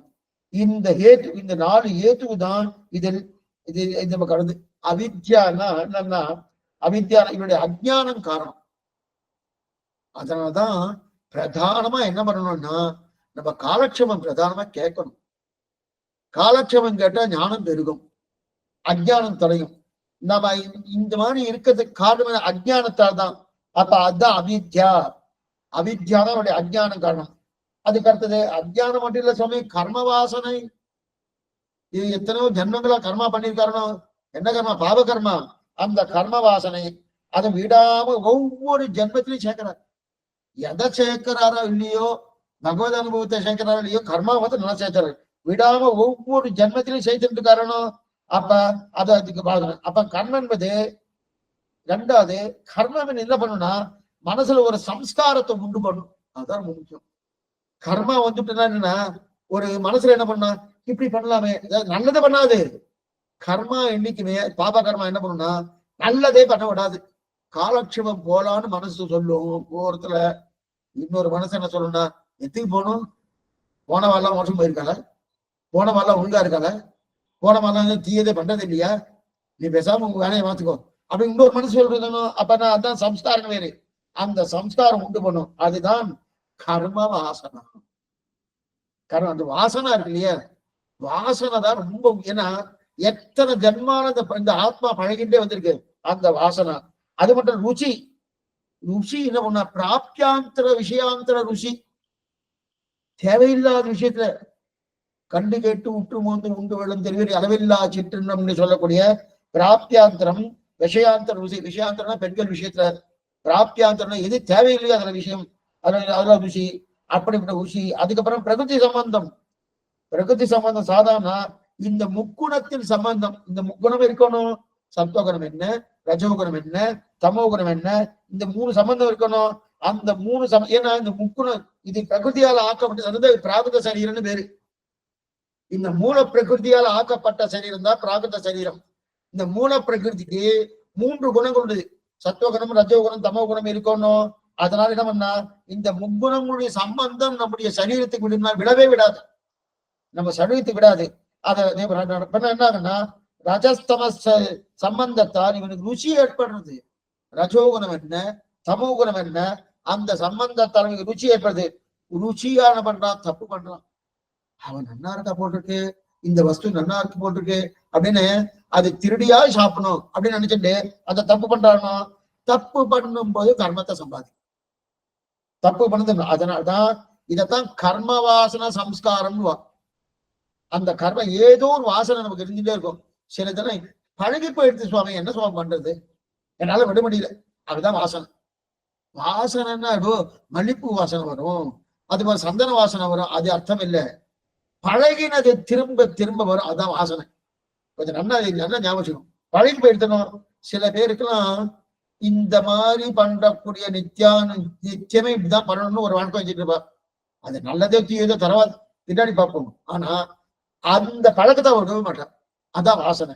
அப்படிப்பட்ட கர்ம வாசனை சம்ஸ்காரம். அந்த கர்ம வாசனையால என்ன வந்துருக்குன்னு அவித்யா, அஜ்ஞானம். கர்ம வாசனை ஏன் நமக்கு எப்படி சிரமப்படுறோம்ன்றது தெரிவிக்கிறாரு. அந்த கர்ம வாசனையாலே அவித்யா. சரி சுவாமி, அவித்யால கர்ம வாசனையா, கர்ம வாசனையால அவித்யான்னா எது முன்னாடி எது பின்னாடி தெரியாது. விதை வந்ததுக்கு அப்புறம் மரம் வந்துட்டா, மரம் வந்ததுக்கு அப்புறம் விதை வந்துட்டா, கண்டுபிடிக்க வேண்டியதான். கண்டுபிடிச்சுட்டே இருக்கணும். கண்டுபிடிச்சு பகவானுக்கு தான் அதுக்கு பதில் தெரியும். நமக்கு தெரியும் விதை முன்னாடியா மரம் முன்னாடியா. சோ மரம் இருந்தா தான் விதை வரும், வாஸ்தவம். விதை இருந்தா தான் மரம் வரும். அப்ப எது முன்னாடி? அது ஒரு கர்மா முன்னாடியா, அதே மாதிரி கர்ம வாசனை முன்னாடியா, அவித்யா முன்னாடியான்னா பேசிட்டே இருக்க வேண்டியது. ஆனா எது முன்னாடின்னு தெரிஞ்சிடணும்னா அதை நம்ம தொலைக்கிறதுக்கு பார்ப்போம். அது நம்ம அதுக்கு நம்ம அதனாலதான் தெரிஞ்சுக்கிறதே இல்லை. தெரிஞ்சுக்காத தொலைக்கிறதுக்கு இல்லையா, அது புரிஞ்சிருச்சோம்னா உடனே என்ன பண்ணுவோம், வெட்டி விடத்துக்கு நான் பார்ப்போம். இந்த கர்மாவையும் வாசனையும் அதே போல அவித்தையும் வெட்டி விடணும் இல்லையா. அது புரியாம எது முன் தெரியாம சுற்றின்றே இருக்கும். அத சுற்றின்றே இருக்கிறபடியாதான் தெரிவிக்கிற. இது சொன்னா இதத்தான் ஆச்சாரிய தேக்கர் அழகிய மணவாள பெருமன் நாயனார் அவர் 7 படிக்கட்டு கட்டுறதுக்குன்னு. அவித்யா கர்மா, அவித்யால கர்மா நல்லா பாருங்க. அவித்யா இருக்கணும், அஜ்ஞானம். அவித்யான்னு அஜ்ஞானம். அஜ்ஞானத்தால கர்மா பண்றோம். கர்மாவால ருச்சி வந்துடுறது. ருச்சியால என்ன வந்துடுது, பிரகிருதி சம்பந்தம். இதெல்லாம் ஒரு அழகா ஒரு படிக்கட்டு வச்சுட்டு வர. அவித்யால கர்மா, கர்மாவால ருச்சி, ருச்சியால அதுக்கப்புறம் இந்த பிரகிருதி சம்பந்தம். ருச்சின்னு என்ன, பண்ணி பண்ணி பண்ணி பழக்கமானது திரும்பி திரும்ப பண்ற நம்ம அறியாமே பண்ணுவோம். நம்ம அறியாமே பண்றோம்னா அதான் ருச்சின்னு பேரு. அந்த ருச்சியில இதெல்லாம் பண்ண இந்த பிரகிருதி சம்பந்தம். இந்த மூல பிரகிருதியோட சம்பந்தம் வந்து மூல பிரகிருதியோட சம்பந்தத்தினால முக்குணங்களுடைய சம்பந்தம் வந்துட்டு, முக்குணனுடைய சம்பந்தம் வந்துட்டனால நிறைய பண்ணிட்டே இருக்கும். இதுக்கு அப்ப இது அத்தனையும் ஒரேடியா வெட்டி சாய்க்கணும். முதல்ல அவித்யா வெட்டுறேன், அப்புறம் கர்மா வெட்டுறேன், அப்புறம் ருசியை வெட்டுறேன் அப்படின்னு சொல்லப்படாது. எல்லாத்தையும் அடுத்தடுத்து வெட்டுறோம்னா அது மாதிரி போகவே போகாது. அப்பன்னா என்ன, இதுக்கு அடி எதுன்னே தெரியாது. இப்பதானே பார்த்தோம், கர்மா முக்கியமா அவித்யா முன்னாடியா கர்மா முன்னாடியான்னா தெரியலையே. அப்ப அடி எது, இதுக்கு பிரதானம் எதுன்னு தெரியுமான்னா தெரியாது. அது தெரியாதபடியா என்ன பண்ணோம், ஒரே வேர் முதல் மாய்த்து விடுவின் முற்றவன் வீடு செய்து உண்மையில் வீடு மின்னின் நிலையில் மண்முயிலாக்கள் என்னிடத்தில் நீர் நுவது என்றிவை வேர் முதல் மாய்த்து வேரோடு அறுக்கணும். அப்ப அடியோடு அறுக்கணுமோ, அடியோடு அறுத்தாதான் மொத்தமும் தீரும். அப்ப சரி சுவாமி, அடியோடு அறுக்கணும்னா மொத்தம் தீரும், அதுக்கு என்ன பண்ண சுவாமி பண்ணும், அடியை பத்தணும். அடியோடு அறுத்தாதான் மொத்தம் போடுன்னு சொல்லிட்டு அடியை பார்த்தோம்னா, இந்த அடி திருவடி, முதல் அடி என்னது, அது கர்மாவ முதலான அடி. அந்த அடியை நம்ம தீர்க்கணும்னா திருவடிய பத்தனம் என்பெரு கண்ணலத்து ஒன்பெரு எதுக்கு சொல்லணும்னா, அந்த அப்படிய அந்த தீர்த்தனுக்கே தீர்த்த மனத்தனாகி அப்படின்னு தெரிவிக்கிறார் இல்லையா. உடலை என்பின் அவள் கடல் அவையே சரணாக கொண்ட அப்படின்னு தெரிவிக்கிறார் இல்லையா. அப்ப அந்த ஒரே வழியை அந்த அடியை பற்றுறது. அப்ப அந்த அடியை பற்று பண்ணிட்டா என்ன ஆகும், இந்த நாளால நமக்கு எந்த விதமான பிறவி கிடைக்காது. அவித்யா, கர்மா, வாசனா, ருச்சி, இந்த நாளால நமக்கு பிறவி கிடைக்காது. இதை அப்படின்னா என்ன அர்த்தம், இதை விட்டுருத்தான். விடுறதுன்னா என்ன சொன்ன, அப்ப இந்த சம்சாரத்தை விட்டுட்டு ஆசை இருக்கணும், இதை விட்டுட்டு ஆசை இருக்கணும் அப்படின்னா, அப்பனா என்ன சொன்னேன், அப்படிப்பட்ட ஆசை விடணும்னா அப்பனா பகவான் பிடிக்கணும். எப்படிப்பட்ட பகவான், தொல்புகள் மண்பல் இறைவற்கிறைவன் மாரியன முடிந்த தொன்பல் உயிர்களுக்கு மண்பல் உயிர்களுக்கு இறைவன் தெரிவிக்கிற எண்ணிலடங்காத ஆத்மாக்களுக்கு இறைவன் யாரு, பகவான் சிவன் நாராயணன். இப்பதான் உபனிஷத் வாக்கியத்தை உதாகரிக்கிறார். ஆச்சரியமான வாக்கியம், அதன் வகையேற்று வாசிட்டேன். அந்த பகவான் எப்படி இருக்கிறார், பகவான் எப்படி இருக்காரு, ஏன்னா மண்பல் உயிர்கட்கிறைவன் சொல்லிட்டாருங்க. அப்ப மண்பல் உயிர்கட்கிறைவன் யாரு, பகவான். அந்த பகவான் எப்படி இருக்கார், ஆசிரியமா தெரிவிக்கிறார். எல்லா பூதங்களுக்கும் எல்லா ஜீவராசிகளுக்கும் பகவான் அந்தர்யாமியாக இருந்து எல்லாவற்றையும் நியமிப்பவனாக இருக்கிறான். நியமன சாமர்த்தியம் நியமனவா இருக்கிறான். அது மட்டும் இல்ல, எதை எவன் செலுத்துகிறானோ, எவனுக்கு எல்லா பூதங்களும் ஜீவராசிகளும் சரீரமோ, அந்த எவன் அந்தராத்மாவாக இருந்து நியமனம் பண்ணுகிறானோ அந்த பிரம்மம் தான் அந்தராத்மா, அந்தர்யாமி. அத மண்பல் உயிர்கட் இறைவன், இறைவன் என்கிற சப்தத்தால சொல்றது. அப்ப அந்தர்யாமி அவன் தான் என்ன சொல்றது, அப்படி மண்பல் உயிரிழக்கிறவன் மாயன், அவன் தான் இது அமிர்தம். அமிர்தமா சொன்னான். அந்த பகவானை செலுத்தப்பட்டு தேவர்கள் அனைவரும் உஜ்ஜீவிக்கிறார்கள். அப்ப என்னன்னா, அந்த பகவானை திருவை பத்தி கொண்டு தேவர்கள் என்ன, கந்தர்வர்கள் என்ன, யக்ஷர்கள் என்ன, அவர்களா உஜ்ஜீவிக்கிறீங்க. எப்படி சுவாமி அவன் படிச்சுக்கிறா, அந்த மாதிரி தேவதைகள்லாம் இருக்கா, தேவர்கள்லாம் இருக்காருன்னா, பீஷாஸ்மா வாத்தப்பவதே பீஷோதே சூரியகா பீஷாஸ்மா அக்னி இந்திரச்ச வித்ருத்யாவதி பஞ்சம இதுன்னு உபனிஷத் வாக்கியம் தைத்திர உபனிஷத் தெரிவிக்கிறது. என்ன தெரிவிக்கிறேன்னா, அவனுடைய ஆணைக்கு பயந்து கொண்டுதான் வாயு வடகிற பீஷாஸ்மா வாத்தப்பவதே, வாயு பகவான் ஓடுறாருனோ, இங்கிருந்து அங்கிருந்து வேறு இடத்துக்கு போயிட்டு இருக்காருனோ. எப்படி போறார் சுவாமி, பகவான் ஆணையிடுறார், அந்த ஆணையம் பிரகாரம் வாயு ஓடுறது.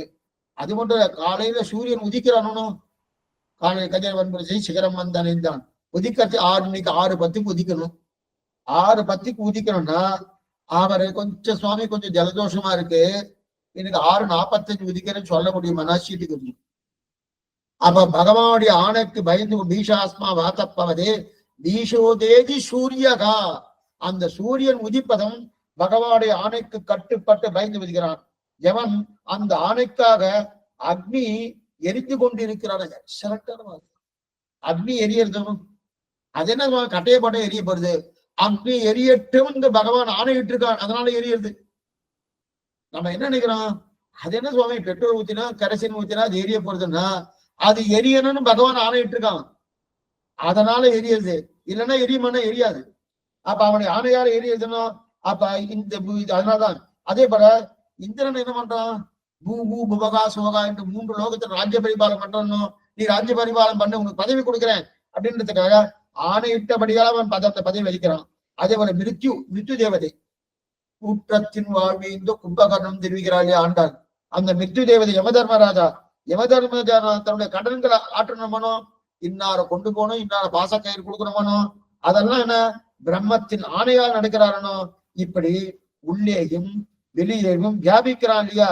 அந்த உள்ளே வியாபிப்பது அந்தர்யாமியாக இருந்து, வெளியே வியாபிப்பது எல்லாரையும் தரிப்பவனாக இருந்து, இந்த ரெண்டும் பகவானுக்கு ரொம்ப அந்தர் பகிச்சத சர்வம் வியாப்த நாராயண ஸ்திதனா. நிறைய பார்த்துட்டு அந்த விஷயத்துல உள்ளுக்குள்ள வியாபித்திருக்கான் விஸ்வம் விஸ்வம் வசக்காரனா, உள்ளுக்குள்ள வியாபித்திருக்கான் வெளியிலும் வியாபித்திருக்கான் இல்லையா? இப்ப இந்த ரெண்டுமே பகவானுக்கு எந்த சுவாமி ரெண்டும் முக்கியம். உள்ள வியாபிக்க தத்புருஷ சமாசம் பகுபி சமாசம்னு ரெண்டு உண்டு. கஷ்டப்படுத்த மாட்டேன், உனக்கு பயப்படாது. அந்த விஷயத்துக்கு இதுக்கு வந்துடுறேன். அது என்ன அந்தர் பகிச்சத சர்வம் வியாப்த நாராயண சிறகான்னு உள்ளுக்குள்ளேயும் வியாபிக்கிறான் வெளியிலையும் வியாபிச்சிருக்கானோ. அப்பனா இந்த ரெண்டு பகவானுக்கு தரிக்கிறான். ஆதார ஆதேய பாவம் முக்கியம். தரிக்க தாங்கு பரிக்கிறபடியாலே பர்த்தான்னு பேர், பாரியாவை பரிக்கிறபடியாலே பர்த்தான்னு பேர். அதே போல இந்த நம்ம தரிக்கிறான். அதனால என்ன ஆதார ஆதேய சம்பந்தம், நவவித சம்பந்தம் பகவானுக்கு உண்டு நமக்கும். அதுல ஆதார ஆதேய சம்பந்தம். அப்படின்னா ஆதார ஆதேய முக்கியம் இருக்கு இல்லையா? அப்ப அந்தரியாமை என்பது நியமன சாமர்த்தியம். பகவான் நமக்கு மனசுக்குள்ள அந்தரியாமையா இருக்கணும், அதான் நியமன சாமர்த்தியம். அந்த நியமன சாமர்த்தியம் முக்கியம். அப்ப உள்ளே வியாபிப்பது நியந்தா என்பதற்காக, வெளியே வியாபிப்பது எல்லாத்தையும் தாங்கல போகணும். இப்ப அப்படி இருக்கேன், ஒரு வஸ்துவை கையில பிடிக்கிறேன், அந்த வஸ்து என் கைக்குள்ள இருக்கு, அப்ப வெளியே தான் கை இருக்கு, அப்ப அதை தாங்கிட்டுக்கணும். அப்ப எல்லாத்தையும் தாங்கணுன்றதுக்காக வெளி வியாப்தி. அது உள்ளுக்குள்ள இருந்தாதான் என்ன பண்ணணும், நியமிக்க முடியும். இந்த மாதிரி பேசி இந்த மாதிரி இன்னைக்கு காலட்சம் வச்சுக்கோ அப்படின்னு நியமிக்கிறானோ. அந்த நியமன சாமர்த்தியம் இருக்குது அந்தரியாமியா இருந்தாதான். இந்த ரெண்டுமே பகவானுக்கு உண்டு. அப்பன்னா என்ன தெரியுது, அந்தரியா என்றான் என்பது சாமர்த்தியம் முக்கியம். உள்ளே வியாபிப்பது நியந்தா என்பதற்காக, வெளியே வியாபிப்பது எல்லாத்தையும் தாங்கட என்பது. அப்படி உள்ளே வெளியே வியாபிக்கிறான் என்றால் நாரங்களுக்கு அயனம், நாரங்களுக்கு இருப்பிடம். அதுதான் பகிர்வியாப்தம். தத்புருஷ சமாசம் பகிர்வீச சமாசம் என்று சொல்லணும்.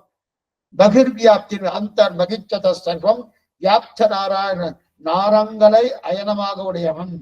நாரங்களுக்கு அயனம், நாரங்களை அயனமாக உடைய, நாரங்களுக்கு இருப்பிடம் தெரிவிக்கிறான் இல்லையா? இது ரெண்டுமே உண்டு. அப்ப நாரங்களை இருப்பிடமாக கொண்டவன், இது அந்தர் வியாப்தி. அந்த நாராயணத்துல ரெண்டு சமாசம், தற்பூச சமாசம் பகிர்வி சமாசம் சொன்னோம். அந்த ரெண்டு சமாசத்தாலே அந்தர் வியாப்தியையும் பகிர்வியாப்தியையும் சொல்லி சர்வம் வியாப்த நாராயண ஸ்திதகா, உள்ளுக்குள்ள வியாபித்திருக்கக்கூடிய தன்மையை சொல்லியிருக்கு, வெளியில வியாபித்திருக்கக்கூடிய தன்மையை சொல்லியிருக்கு. அப்படிப்பட்டவன் யாரு? அந்தர் பகிச்சத சர்வம் வியாப்த நாராயண சிதன வேதாந்தம் ஒதுகிறது. சரி, இப்ப இதெல்லாம் கொண்டது யாரு? மண்பல் உயிர்கட்கிறைவன், மண்பல் உயிர்கட்கிறவன். அப்ப அந்த இறைவன் தான் யாரு? பகவான் என்பதற்காக. ஆக பகவான் இப்ப எப்படி இருக்காரு? சர்வசேஷியா இருக்கார். அது மட்டும் இல்ல, அவர் மட்டும் சேஷி இல்ல, சர்வசேஷி. அப்ப எப்படிப்பட்ட சேஷி? வகுத்த சேஷி, நமக்கு அனுகூலமான சேஷி. வகுத்த சேஷின்னு தெரிவிக்கிறார் இல்லையா? அதைத்தான் இங்க நினைச்சுக்கிறார், தொல்லுலகில் மண்பல் உயிர்கட்கிறைவன் என்றார். சரி, யாருன்னு சொல்லவே இல்லை பாருங்க. சுவாமி இறைவனை சேவிச்சுங்கோ, இறைவனை சேவிச்சுங்கோ. சுவாமி இறைவன் யார் சுவாமி? ஈசான்ய மூலையில இருக்கிறவரா, இல்ல அக்னி மூலையில இருக்கிறவரா, வாயு மூலையில இருக்கிறவரா, குபேர மூலையில இருக்கிறவரா? யார் சுவாமி? பேரே சொல்ற, இறைவன் சொல்லியிருக்காரு. அந்த இறைவன் யார் சுவாமி? பேர் சொல்லலையா? மாயன் என முடிந்த அன்பன் அனகன். மாயன் என முடிந்த அவன் தான் யாரு? மாயன். அப்ப மாயன்னா பகவானா சுவாமி? பகவான் தான். இப்பதான் முன்னாடி பார்த்தோம், மாயாவி, மாயி, மாயன், மாயனை, மண்ணு வடமதுர வைந்தனை தெரிவிக்கிற. அப்படிப்பட்ட பேர் என்ன கொடுத்துறார்? மாயன்னு கொடுத்துறார். மாயன் என்ன சுவாமி அப்படின்னு ஆச்சரியமான சேட்டிதங்கள் படைத்தவன் மாயன். இப்ப வியாக்கியானம் மாயன் என திருவிக்கிரம நரசிம்ம ஆதிரூபேன ஆவிர்பாவ ஜடா மோட்ச பிரதான ஹேத்து பந்தான யோசித்தாலே திருகுண குல்மதாதி முக்தி பிரபாவன கோவர்தனோதாதி ஆச்சரியமான சேட்டுகளுடையனான சர்வேஸ்வரன் என்று இது வரைக்கும் ஆச்சு. அதாவது இந்த மாயன்னு சொல்லியிருக்கா, மாயன்னா என்னது? ஆச்சரியமான சேட்டிதங்கள் படைத்தவன். அப்ப சேட்டிதங்கள் படைத்தவன் என்னன்னா ஆண்டாலே சொல்லியிருக்க மாயனை மண்ணு வடமதுரைன்னு சொல்லியிருக்கா. அதுல அவதாரிகளை காசியமா தெரிவிக்கிறார் அழகிய மனவாள பெருமான் நாயனார். ஏன்னா திருவிக்கிரமாக பிறந்ததே மாயம்தான். ராம பகவான் தானே வந்தான். வந்த உடனே கிட்டு அந்த தீர்த்தத்தை உதககால தீர்த்தத்தை விட்ட உடனே கிட்டு வளர்ந்தாரணும். வளர்ந்தவன் ஒன்மிதியில் புனருருவி ஒரு காலம் இப்ப ஒரு காலம் காமரிசையில் அவரும் உள்ளத்தனு கிடுகில் வந்தனோ அதுவே மாயம்தானே. அப்ப திருவிக்கிரமாக பிறந்தபோதே மாயம்தானே. அது மட்டும் இல்ல, அந்த அவதாரம் என்பது மாயம். ராவணா வந்து இதுக்கு வந்தாரணும். அதுக்கப்புறம் அது விட இன்னொரு மாயம் தெரியுமா? நரசிம்ம அவதாரம் 1.5 மணி சாவகாசம் தான், ஒரு முகூர்த்தம் தான். நரசிம்ம அவதாரமே ஒரு முகூர்த்த காலம் தான். அந்த முகூர்த்த காலத்துல இன்னைக்கு எத்தனை யுகங்கள் நம்ம கொண்டாடிட்டு இருக்கோம். அதுவே மாயம்தான். அதுவே மாயம். ஏன்னா பிரகலாதன் என்ன சொன்னான்? எங்குமுடன் கண்ணன் சொல்லணும். அந்த வார்த்தை மாறாம வந்து அதே ஆச்சரியத்தோடு வந்து பிறந்தாரணும், அவதாரம் பண்ணணும். அப்ப அந்த சொல் மாறலையணும். தன்னுடைய பக்தனை எந்த சொல் சொன்னானோ அந்த சொல்லோடு வந்து பிறந்தாரணும். அதுவே மாயம்தான். அது மட்டும் இல்ல, எப்பேற்பட்ட பூமி, அப்பேற்பட்ட ஸ்ரீதேவி நாச்சாரு. ஸ்ரீதேவி நாச்சார ஏன் நரசிம்ம அவதாரம் பண்றது ஸ்ரீதேவி நாச்சியார கூட அடக்க முடியல. அவ்வளவு கோபம். சீற்றத்தோடு அருள் பெற்றவன் தெரிவிக்கிறார் இல்லையா ஆழ்வார்கள். அப்படிங்கச்சே அவ்வளவு கோபத்தோடு இருக்கக்கூடிய அந்த ஸ்ரீதேவி நாச்சரை அடக்க முடியாம ஒரு குழந்தை பிரகலாதன் போய் அந்த கோபத்தை தனித்துட்டோனோ. அந்த கோபத்தை தனித்து அது பெரிய ஆச்சரியம். அது மட்டும் இல்ல, இதுக்கு இன்னொரு ஆச்சரியம்னா நரமும் மிருகமும் கலந்ததே ஆச்சரியம். அந்த நரசிம்மம் நரமும் மிருகமும் கலந்ததே ஆச்சரியம். ஒரே நேரத்தில் கோபத்தையும் ஒரே நேரத்தில் பிரசாதத்தையும் எனக்கு கோபம் வந்துட்டு வச்சுக்கேன், வரப்படாது வந்துட்டு வச்சுக்கேன். அப்ப உடனே எனக்கு கிருபை இருக்குமானா ஒரு துணியும் இருக்காது. கிருபை இருக்கச்சே கோபம் இருக்கானா அது இருக்கிறதுக்காக கொஞ்சம் வாய்ப்பு இருக்கு. கிருபை இருக்கிறது இவனை போய் கொடுக்க வேண்டியிருக்கு அப்படின்னு இருக்கும். ஆனா கோபம் இருக்கச்சே கிருபை இருப்பானா இருக்கும், துணி இருக்கவே இருக்காது. ஆனா பகவானுக்கு 2 பேரும், ஒரு கண்ணுல பிரசாதம் ஒரு கண்ணுல கோபம் 2 பேரும் இருந்துட்டணும். அந்த சீற்றத்தோடு அருள் பெற்றவனடிக்கு இதுவே மாயம்னு சொன்னார். அப்படிப்பட்ட நரசிம்ம விஷயத்தில் மாயன் கட்டதான். அப்படிப்பட்ட மாயன் என முடிந்த அன்பன் அழகன் தொல்லுலகில் மண்பல் உயிர்கட்கிறவன் மாயன் என முடிந்த அன்பன். மாயன் வரைக்கும் பார்த்திருக்கோம். அந்த மாயன் என்னென்ன பண்றார் அதற்கு மேல ஒரு சின்ன ஒரு ஞாபகம் சொல்லுது, நாளை சொல்றேன். நரசிம்ம அவதாரம் பண்றச்சை யாரோ வந்து அந்த நரசிம்மனை அடக்கினா அப்படின்னு ஒரு பொய் பிரச்சாரம் பண்ணியிருக்கா. என்னன்றது அதற்கு மேற்கு மாயன் இந்த அன்பன் அழகன். அதுக்கப்புறம் ஆச்சரியமான இன்பம் தரு பெருவீடு வந்தெய்திரன் இறந்த துன்பம் தரும் நிறையம் பல சூழ்நிலன் அப்படின்றதுக்கு என்னென்ன அர்த்தங்கள் மேற்கொண்டு பார்க்கலாம். சாயங்காலம் திருப்பல்லாண்டு காட்சம் உண்டு. திருப்பல்லாண்டு ஆச்சரியமான இந்த ஐஸ்வர்யார்த்தியை பார்த்துட்டு இருக்கோம். அதன் நிலையில் கேட்டேன்னு பார்த்துருக்கோம். இதைதான் சந்தேகம் தான் கேட்கலாம். ஆழ்வார் பெருமான் ஆட்சிய திருவிழீசனம் ஆச்சாரியன் திருவிழீசனம் பகவதால் திருவடிகளே சரணம். சாயங்காலம் 5 மணிக்கு காலட்சேபம். स्वामी धन्योस्मी स्वामी श्रीमते रामानुजन